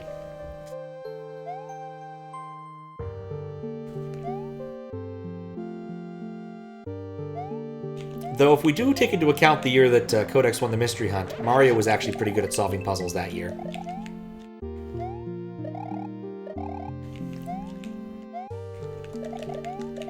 Maybe I'll take a picture of the Mystery Hunt coin, along with the prize-winning can of beans that we talked about earlier. So people can see both of the silly puzzle hunt-related things that are sitting over there. I'd say relatively close to the bust of Duke Nukem, but Duke Nukem is presently further away. He's on the left side of the counter as opposed to the right side.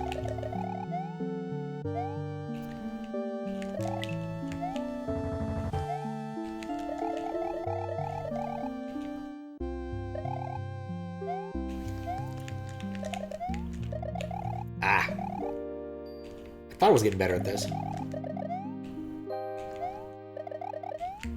Maybe I'm not.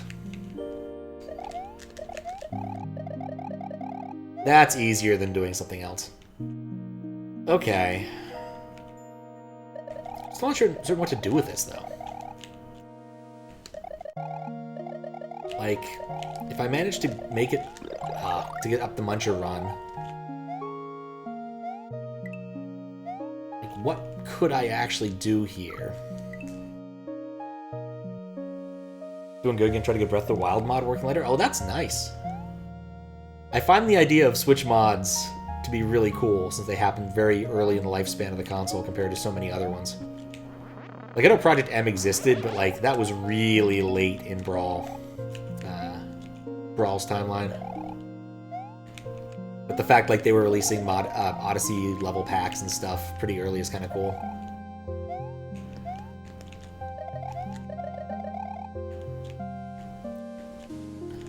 Of course, you can never take your Switch online ever again after that, but you know. Small details. Of course, also there's like a good Switch emulator now, if I'm not mistaken. I guess there's been one for a while, but I think there's one that's actually open source now. And compared to some consoles, it's not the most ridiculous thing to emulate. I thought like Mario Odyssey hacks would be kind of cool to play. But I'm also not really willing to take my Switch and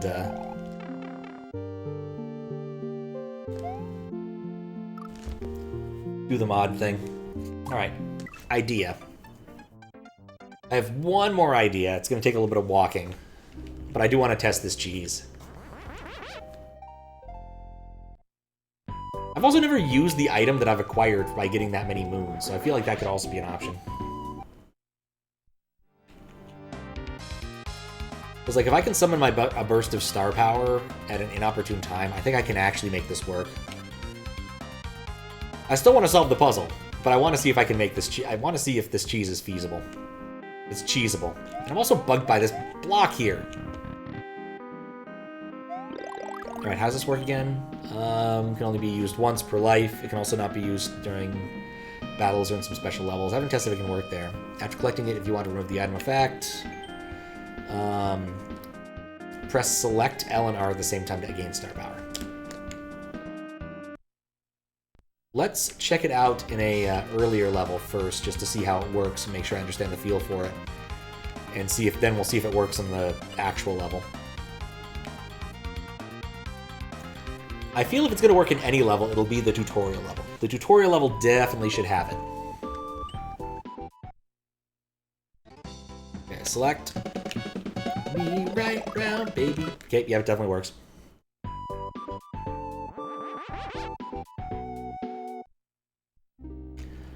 Alright, let's see if it works in this level. Of course it doesn't work in this level. How eminently pointless for me. But well played, that's good not to let people cheese it. Okay, well. I'm out of good ideas. I don't think you can move a Yoshi outside of this area. At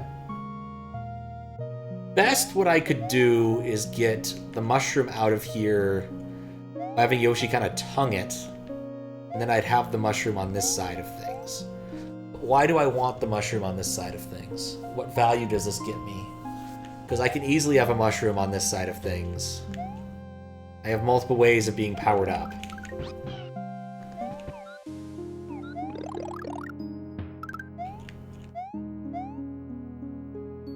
Like, if I want to be mushroomed on this side of things, I can just grab this. And have blue tails. Like a crossplay of Crystal, honestly. Like, I still feel like this has to be, like, the start of the right thing to do.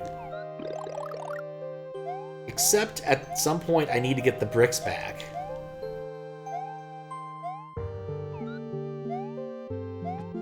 I don't know. Oh, I should have left it alone. Like, I do this. And I do that so I can become small again.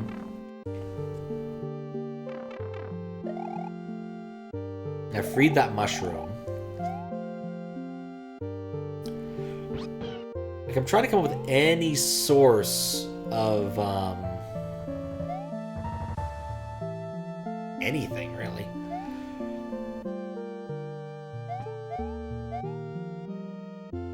Yeah, so once that happens, I cannot get the capes out that way.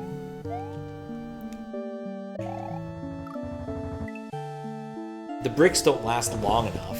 I still feel like this is some sort of indicator that I need to be thinking non-laterally. Or thinking somewhat laterally. Like, there might be a case where I can get something through a retry, but I don't see it yet. If you do this, but then I can't get the cape out. I don't think I can. So yeah, capes don't move on their own.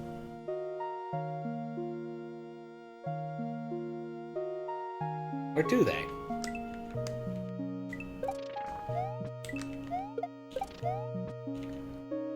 Hit a block from a distance. Okay, capes do not move on their own, so we can't use that.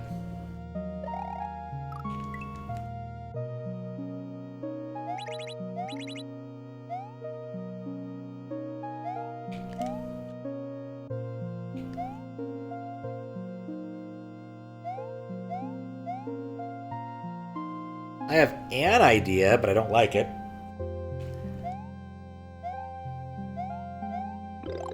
Let's try this. Okay. So here's the idea. It's not a very good idea, but here's the idea. I'm going to do that. Then I'm going to fuck it up. Okay, never mind. Let's not do that. The important part is I need to be able to collect a power-up first before I get powered down.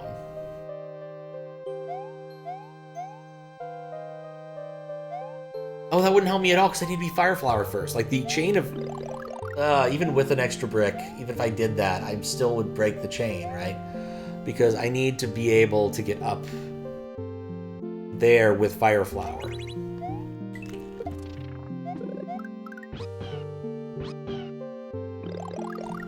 It's the only time I need fire flower is this. I need brick blocks at other times, but I don't have access to them. Not really sure why there's so many munchers. Is there something else here? Something in the wall that I need to know about? Sort of jump trick where there's like a P-switch here? Like... Okay, I do that. That's clear that, like, I feel like that's the right start. Put the Yoshi really far away so there's a small chance he despawns. Becomes small again.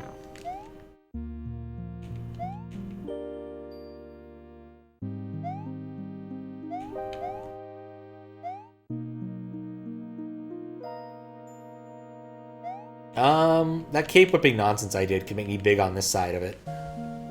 Do I want to do that? I could also use the Yoshi to do the same thing with the cape whipping nonsense. The Yoshi seems irrelevant to this.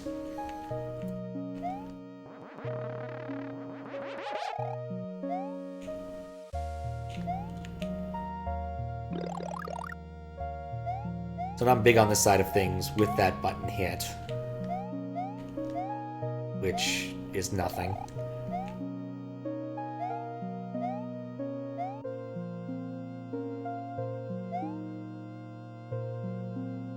Yoshi has not despawned, so if I did that, the Yoshi would not have worked.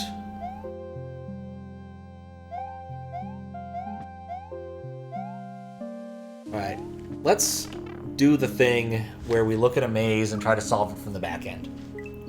What is my actual goal here? What is the goal I believe to be my goal? So we'll start with that. So I think my goal is to have a free Yoshi at this point in the level so I can walk on these things. Let's start with that assumption. So I need a Yoshi. How am I going to get this Yoshi? So tools we have. Lots of different power-ups. 2 different Yoshi spawns.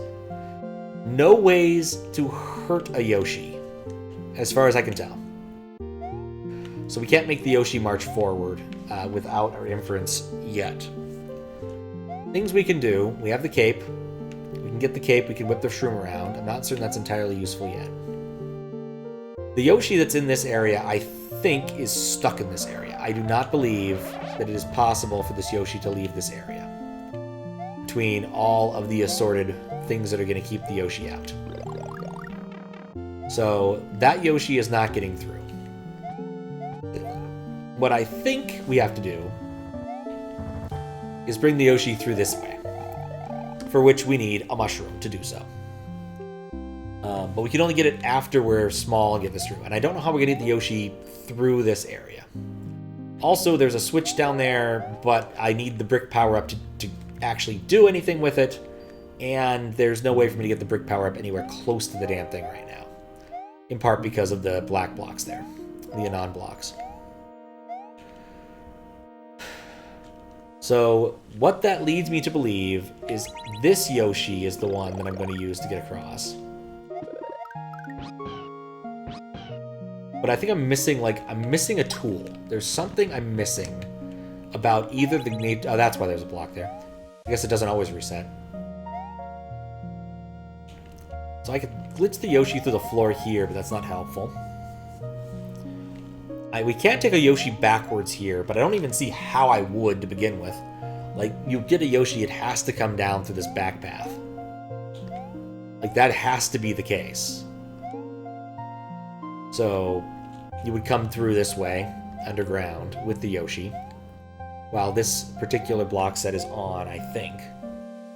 It may not matter what that block set is when you're down there. Like, there's an option to get back up through this way if that block is on, but if that block is off, you just walk out around the other way and you're still connected to the graph. So I don't really see it being that important, one way or the other.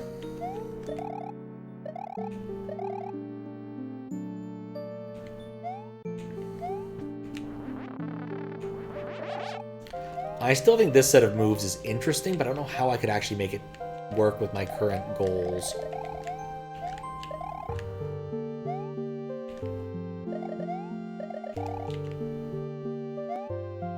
Well, shoot.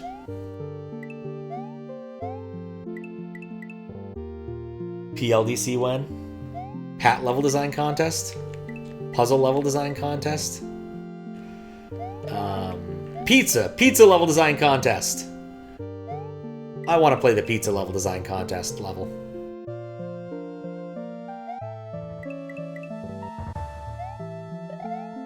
There are so many parts of this that scream to me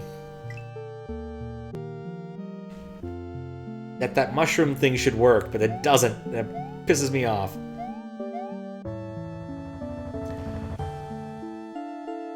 I still think I need to come back there with a cape, but I don't know how or when I would do that. Because I need to use the same key item to get back there. Puzzle, yes, but Pat would be funny.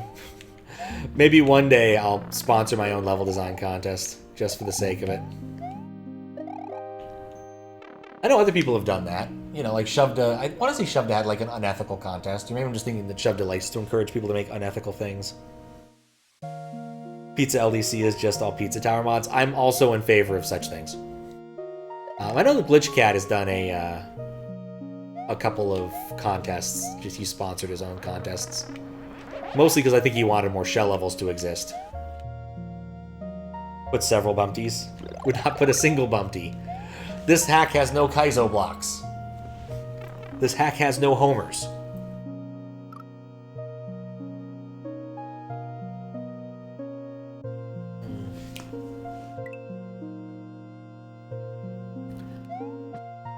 Alright, my pride will not let me take the hint yet.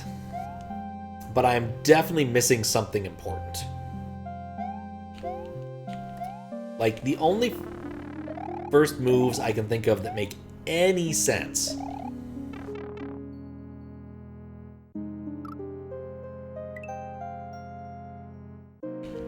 is the mushroom thing. Look at the mushroom go right. Yeah, the thing is, I think the Muncher run is just long enough that I don't know if I can get away with that. Which is in part why I went to go get the star power-up thing.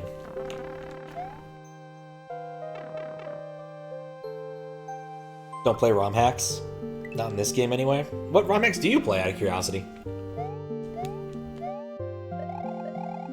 I can make guesses. Other game has like a healthy ROM hacking. Like 64 does, I guess.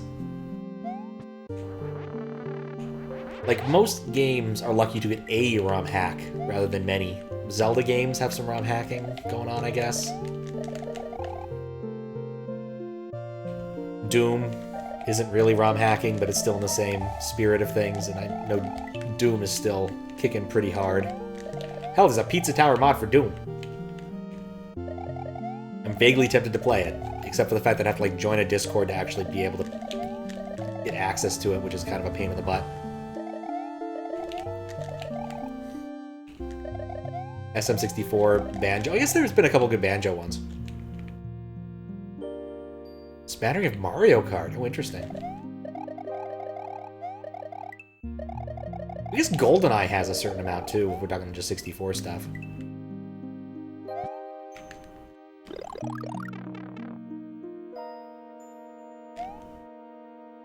Nope. Yeah, 64 has a humongous mod scene. It's actually ridiculous sized.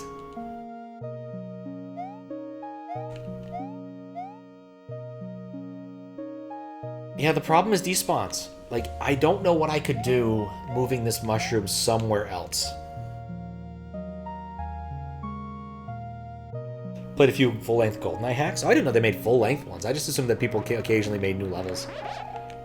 But that is pretty cool. Now, what I find pretty awesome about, like, the 64 era is, like, it's early enough 3D that you can just kind of make levels in a reasonable 3D editor. You don't need necessarily a specific editor for some of these things, like 64. I think I saw some guy making his levels in Blender, which was pretty cool. I don't know if that's a common thing, and it was, like, many years ago, but it was an option. Wario Land, sadly, only has one full-length hack. That is unfortunate, considering that there definitely is pent-up demand for more Wario Land.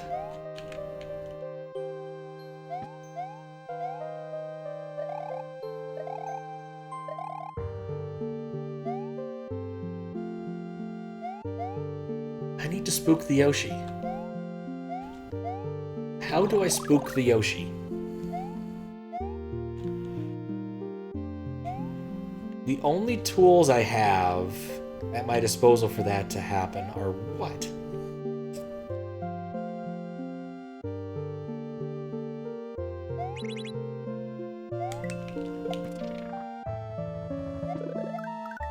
Like, I still feel like this is close to the correct first set of steps. What? What? Oh, okay. Intriguing. Not helpful, but intriguing.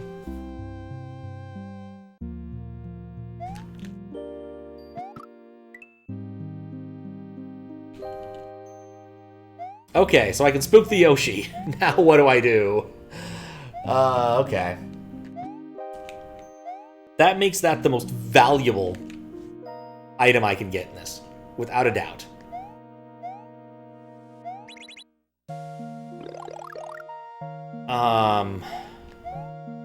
And in fact answers a question I had, which is how am I going to hold on to a block here? So clearly what I do is, like, I spook Yoshi here, jump up here.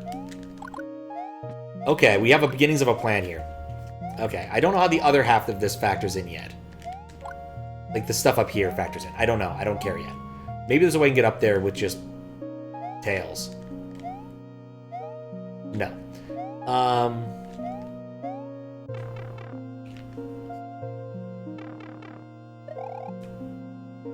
I assume that was the one we were talking about. Okay, so we do that. I come over here and get the brick thing. Like, this is progress. That was the thing. I kept thinking, I need a way to spook this Yoshi, but I was hoping a shell would be somewhere, but there's no shell. It's like, everything makes a degree more sense now. I'm still not certain I have the complete chain, but we have a chain we can work with now. So, in fact, my guess is if I spook the Yoshi standing here...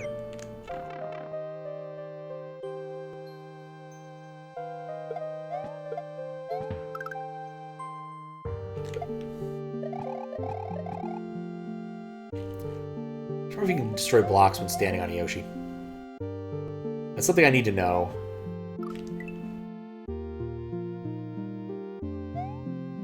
I also took too long. But this is at least the start of a plan. A plan that gets me a Yoshi somewhere.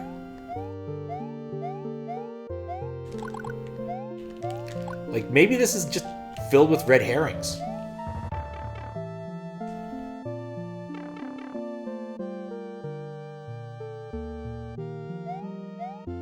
Like, maybe all of this nonsense doesn't matter. Maybe there isn't a big plan. Maybe it's just trying to trick me.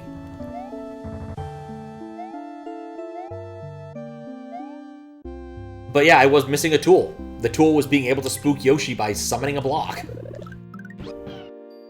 Kind of important. Alright, we're just gonna go for this.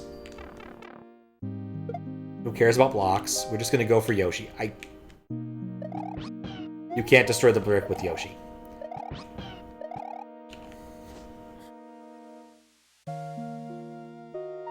So I have the Yoshi here now.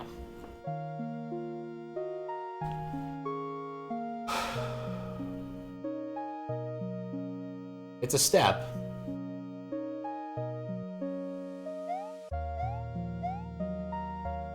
Being able to spook the Yoshi is important. I figured that much out. It's an interaction I definitely wouldn't have expected. Drop him? Drop him through what? Like, I can't actually get him through this with the gate here. I can't drop him through those. They're not those.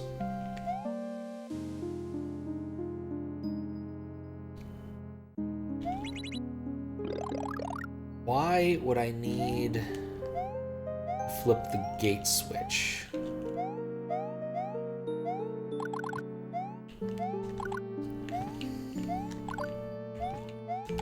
Like, I need to get there and be able to destroy those blocks, which what I think you're supposed to do with that up there.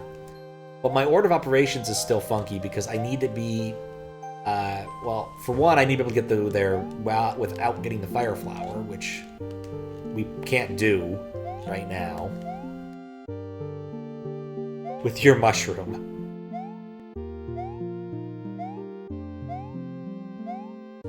With my mushroom. I don't have the ability to keep that mushroom alive.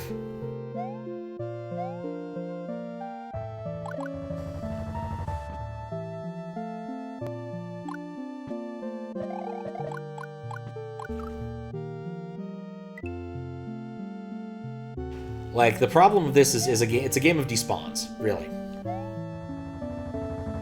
Like, the Yoshi's the only thing that doesn't despawn. I can spook the Yoshi, get it over here, and that's clearly where I'm going to get this.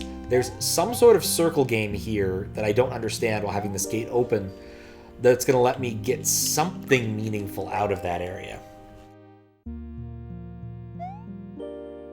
But what, I don't know yet. Like, I really think what you're supposed to do in there is something akin...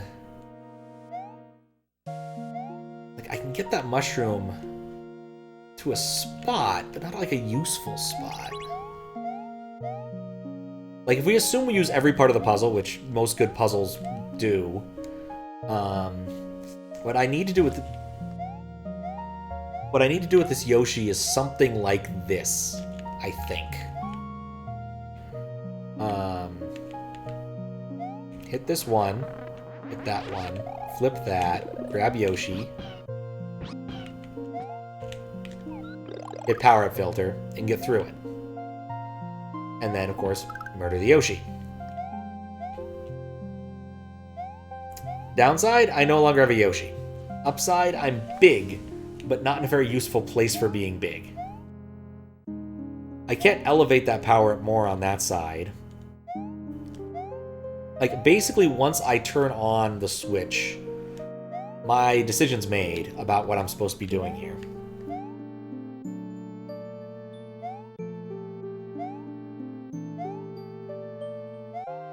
I can't even go over there, which is weird.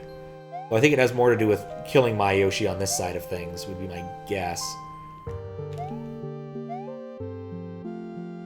I'm kind of wondering if there's another thing I'm missing, like there's a way to move power-ups or like switch between them that I'm missing. No, if I could switch between them, that'd just defeat the purpose, wouldn't it? Like, if I had the box, that would help. But I don't. If I want that Yoshi out of there, I have to use that. I also can't continue along this path because I'm big. I'm vaguely tempted to cheat just to have like an idea of what would happen after I got down here, but I think what I have to do, and there's a chain here, is spook the Yoshi, lose the block power up, bring a block with me, unspook the Yoshi, get embiggened in this room somehow,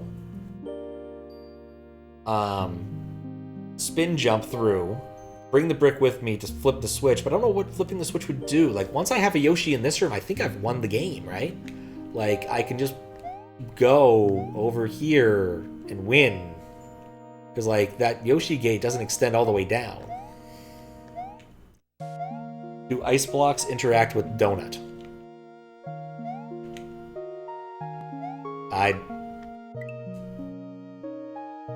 Donut?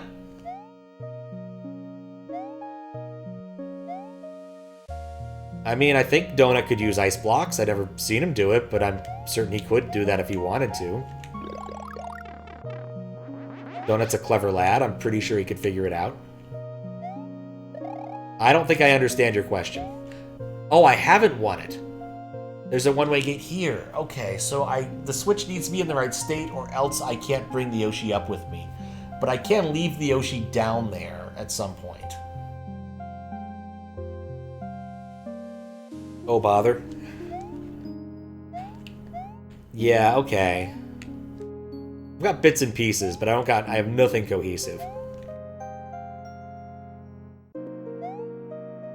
Donut. there a donut block here I'm not seeing? Like, donut blocks have a specific meaning, and I don't think I see any here.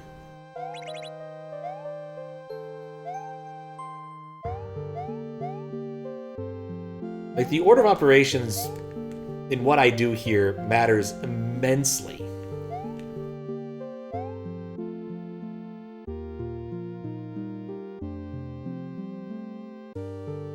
Yellow eyes, you mislabeled.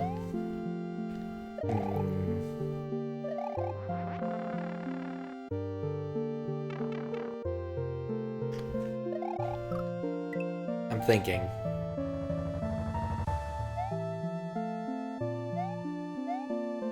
I still need the block.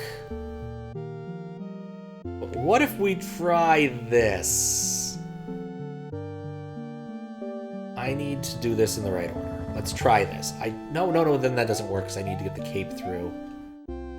I need a way to hurt myself before flipping that switch on that side of the board. And I don't have a good way to hurt myself until after I grab the fire flower, which I guess we could do early. I don't know. No, I can't grab it early because I flipped the switch.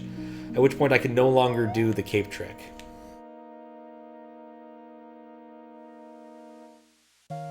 Keep saying the wrong things and I keep correcting. I don't know about if what I'm doing is correcting or if I'm just slamming my head against the wall.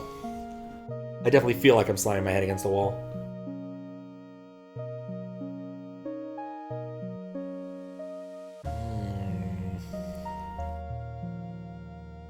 I'm thinking, but not very well.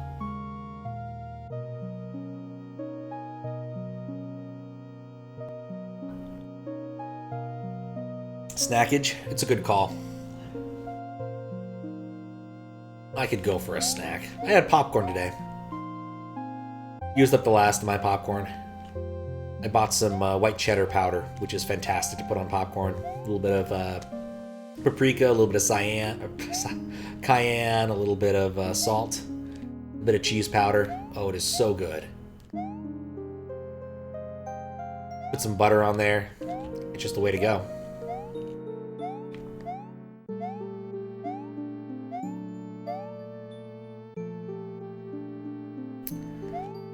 Spook a Yoshi in this room. What would that do? What happens if you spook a Yoshi? No, I can't spook a Yoshi right there. I'd have to be able to traverse that entire area, and I can't.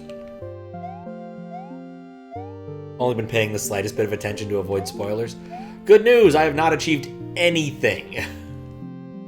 I have ideas, but none of them are very good. In fact, I've already screwed up one of the major ones.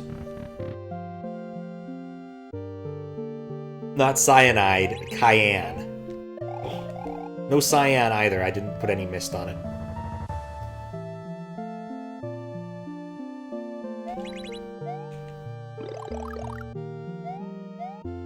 It's because after I've hit that, then I can't do anything with the capes.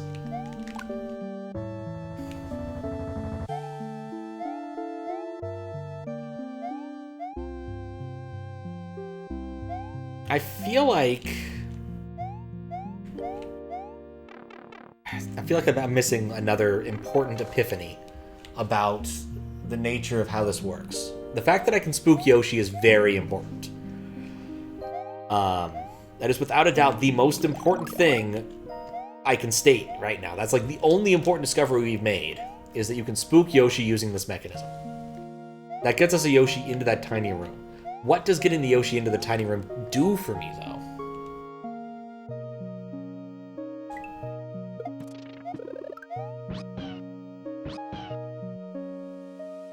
Like, that's the real big question here. And I don't have a good answer yet. Like, I can spook the Yoshi, I can lose my power-up, that means I can get through there. I feel like there needs to be, like, a coordinated effort. No, I need to get Yoshi up there if I wanted to try that, and I don't think I can. I feel like with a... Could I make that jump with P-Speed and Yoshi? If I land on one of these first? I don't think so. Yeah, I don't think I can make that jump. I'll go up here just to look at it again because it's been a while. There's this wall. It's a wall. It sucks. So what this is telling me is what I probably should do is my order of operations is wrong. I need a way to get up there with Fire Flower, assuming that particular thing is important. I need to use a cape or have Yoshi kind of half eat it and then spook him if I wanted to get him to push that out. If we assume that it moves at walking speed, kind of, I think without a cape I wouldn't be able to move it into a location. So, because there's this brick here that we can't move. Unless the brick is also trapped. Unless the brick is also cursed.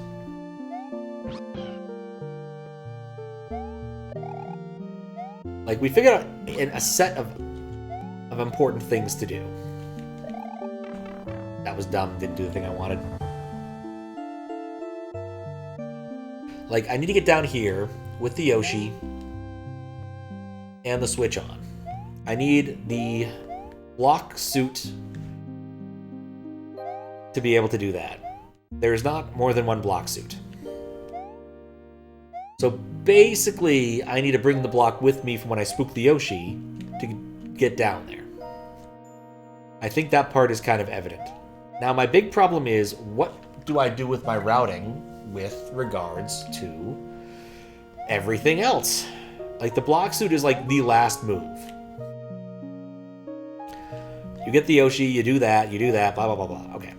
But the Fire Flower, I just don't know what to do with. Wait, okay, new idea. What if we try to move the Fire Flower? Not sure why it would matter, but it's something to try.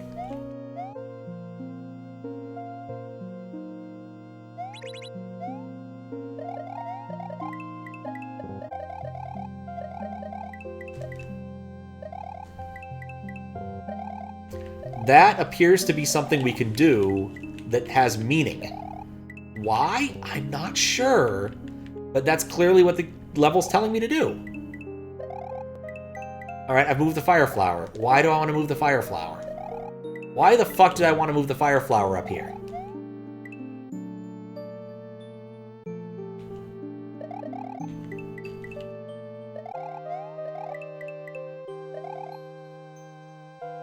Oh, I think that solves the problem, actually.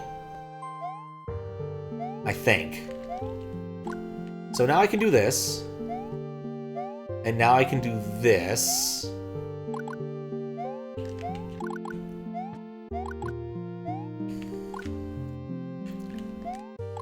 Alright, so that's actually the first step, I think.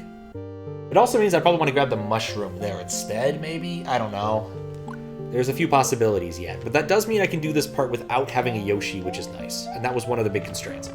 So now we get out of this. Alright, so that's a step.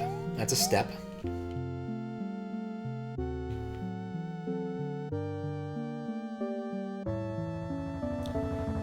Thinking.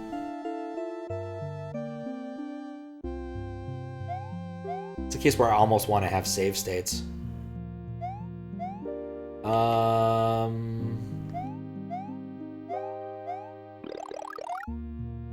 Let's try to do the Yoshi part next. I'm not certain how I can make this work. This is a really dumb idea, but one, I have to do that. No way around that. That's one of my 2 blocks. I only get 3 blocks, so that's not very many blocks.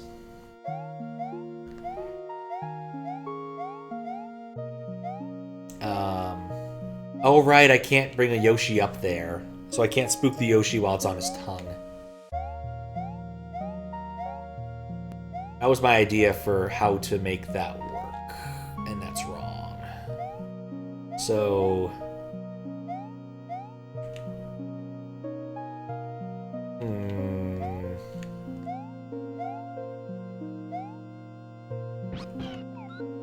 Alright, well I found one step. I'm very confident in the first step there. I'm very confident that the level wants me to move wants me to acquire a cape first, and then use it to get over there. I think that's why the mushroom's here, so we can actually do this. So use the cape to make this ascend.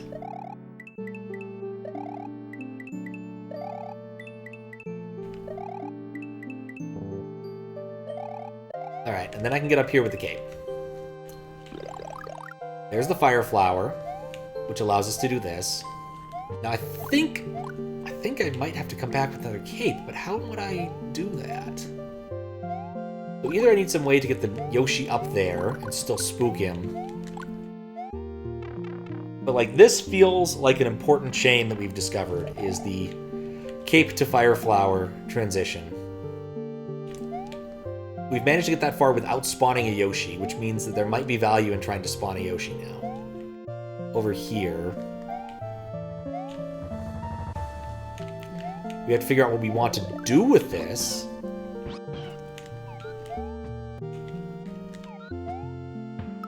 Nuts. That was not what we wanted to do with that.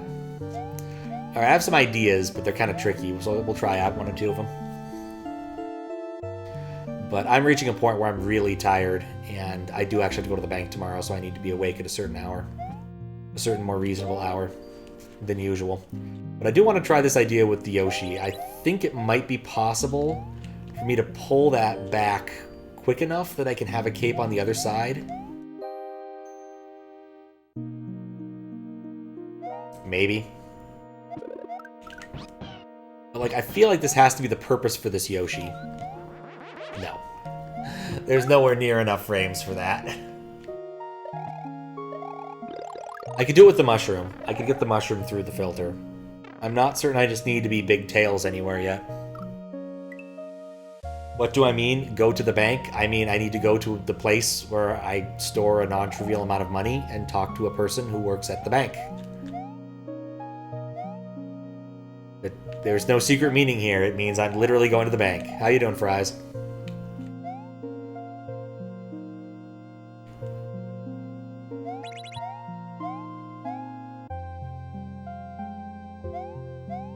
I'm still thinking if this is possible.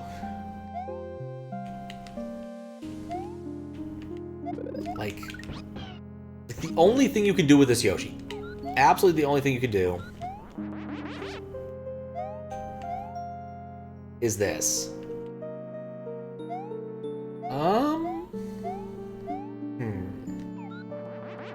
No. It's not helpful. But yes, I have to go do some banking. It's nothing exciting.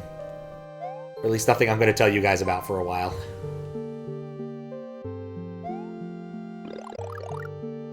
Alright, so I would say like the one thing I feel definitely correct about is acquire a cape early.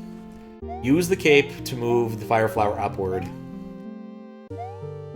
After that, I'm not sure. I think I need a second cape, which means I'm going to need to find some way to do this loop. But I mean, if it was a trivial amount, I wouldn't bother going to the bank now, would I? I'd just do it online or something. I don't know. I feel like if you have a trivial amount of cash, you should hide it under a mattress or something. Doesn't do you a lot of good to be in a bank, depending upon what you're doing with it, I guess. That was completely and utterly pointless.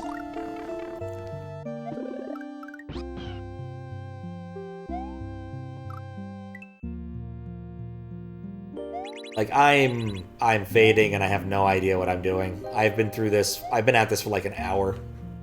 I thought I found some cheese. I did not find some cheese. I've found a couple different strings I can pull, but I haven't found anything conclusive.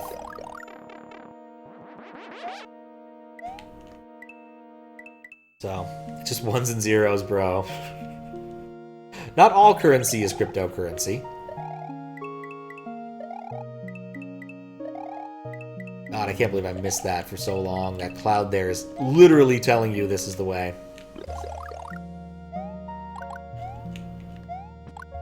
Only question is, what do I end up doing with this? Like, the only thing I think of is really transporting it around. If I could get another cape, which I can't yet.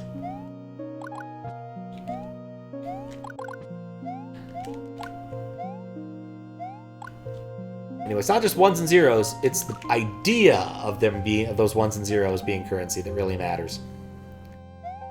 Which is why one of my favorite books is Going Postal. Near the end, they discuss the idea of fiat currency very well.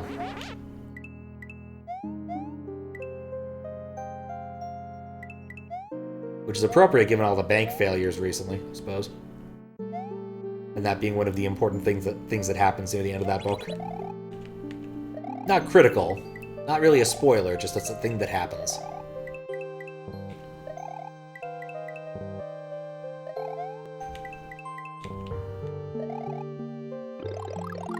Okay. Oh. Yeah, he was never quite the same after the Alzheimer's, but I do miss his earlier works. He was good at writing. He wrote entertaining things. I still think the first few books in Discworld aren't so great. Some people really like Rincewind. I really hate Rincewind. But still. My understanding is he wanted to write a parody of bad fantasy. He did so very convincingly, but the problem is that a parody of bad fantasy is still bad fantasy. He found his stride a lot with other characterization, other characters and parts of that universe much later. But I find those first books to be unpleasant reads.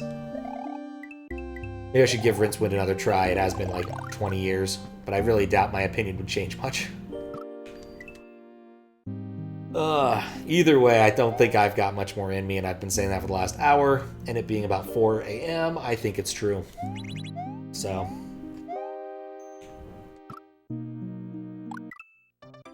I do not know how to solve this puzzle yet. I'm certain if I bang my head at it a few more times and start, like, poking at ideas. Like, I found 2 big ideas.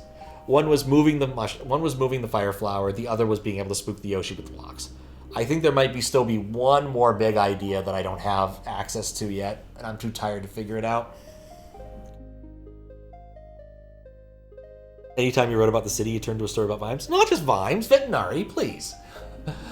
I mean, there's a few that definitely don't, a few that intersect with the city that don't necessarily center around Vimes, but you're not wrong. He really did like the hard-boiled detective aspect of the Guard, and Vimes was fantastic for that. Absolutely fantastic for that. Anywho, I'm tired. Let's find someone to raid. I managed to accomplish most of what I set out to do this evening, which was get the last moons, find the secret world, beat the post-game. So we did both the moles and the castle of Toho Lightning. So, like, I can't complain too much about how much progress we made. But still,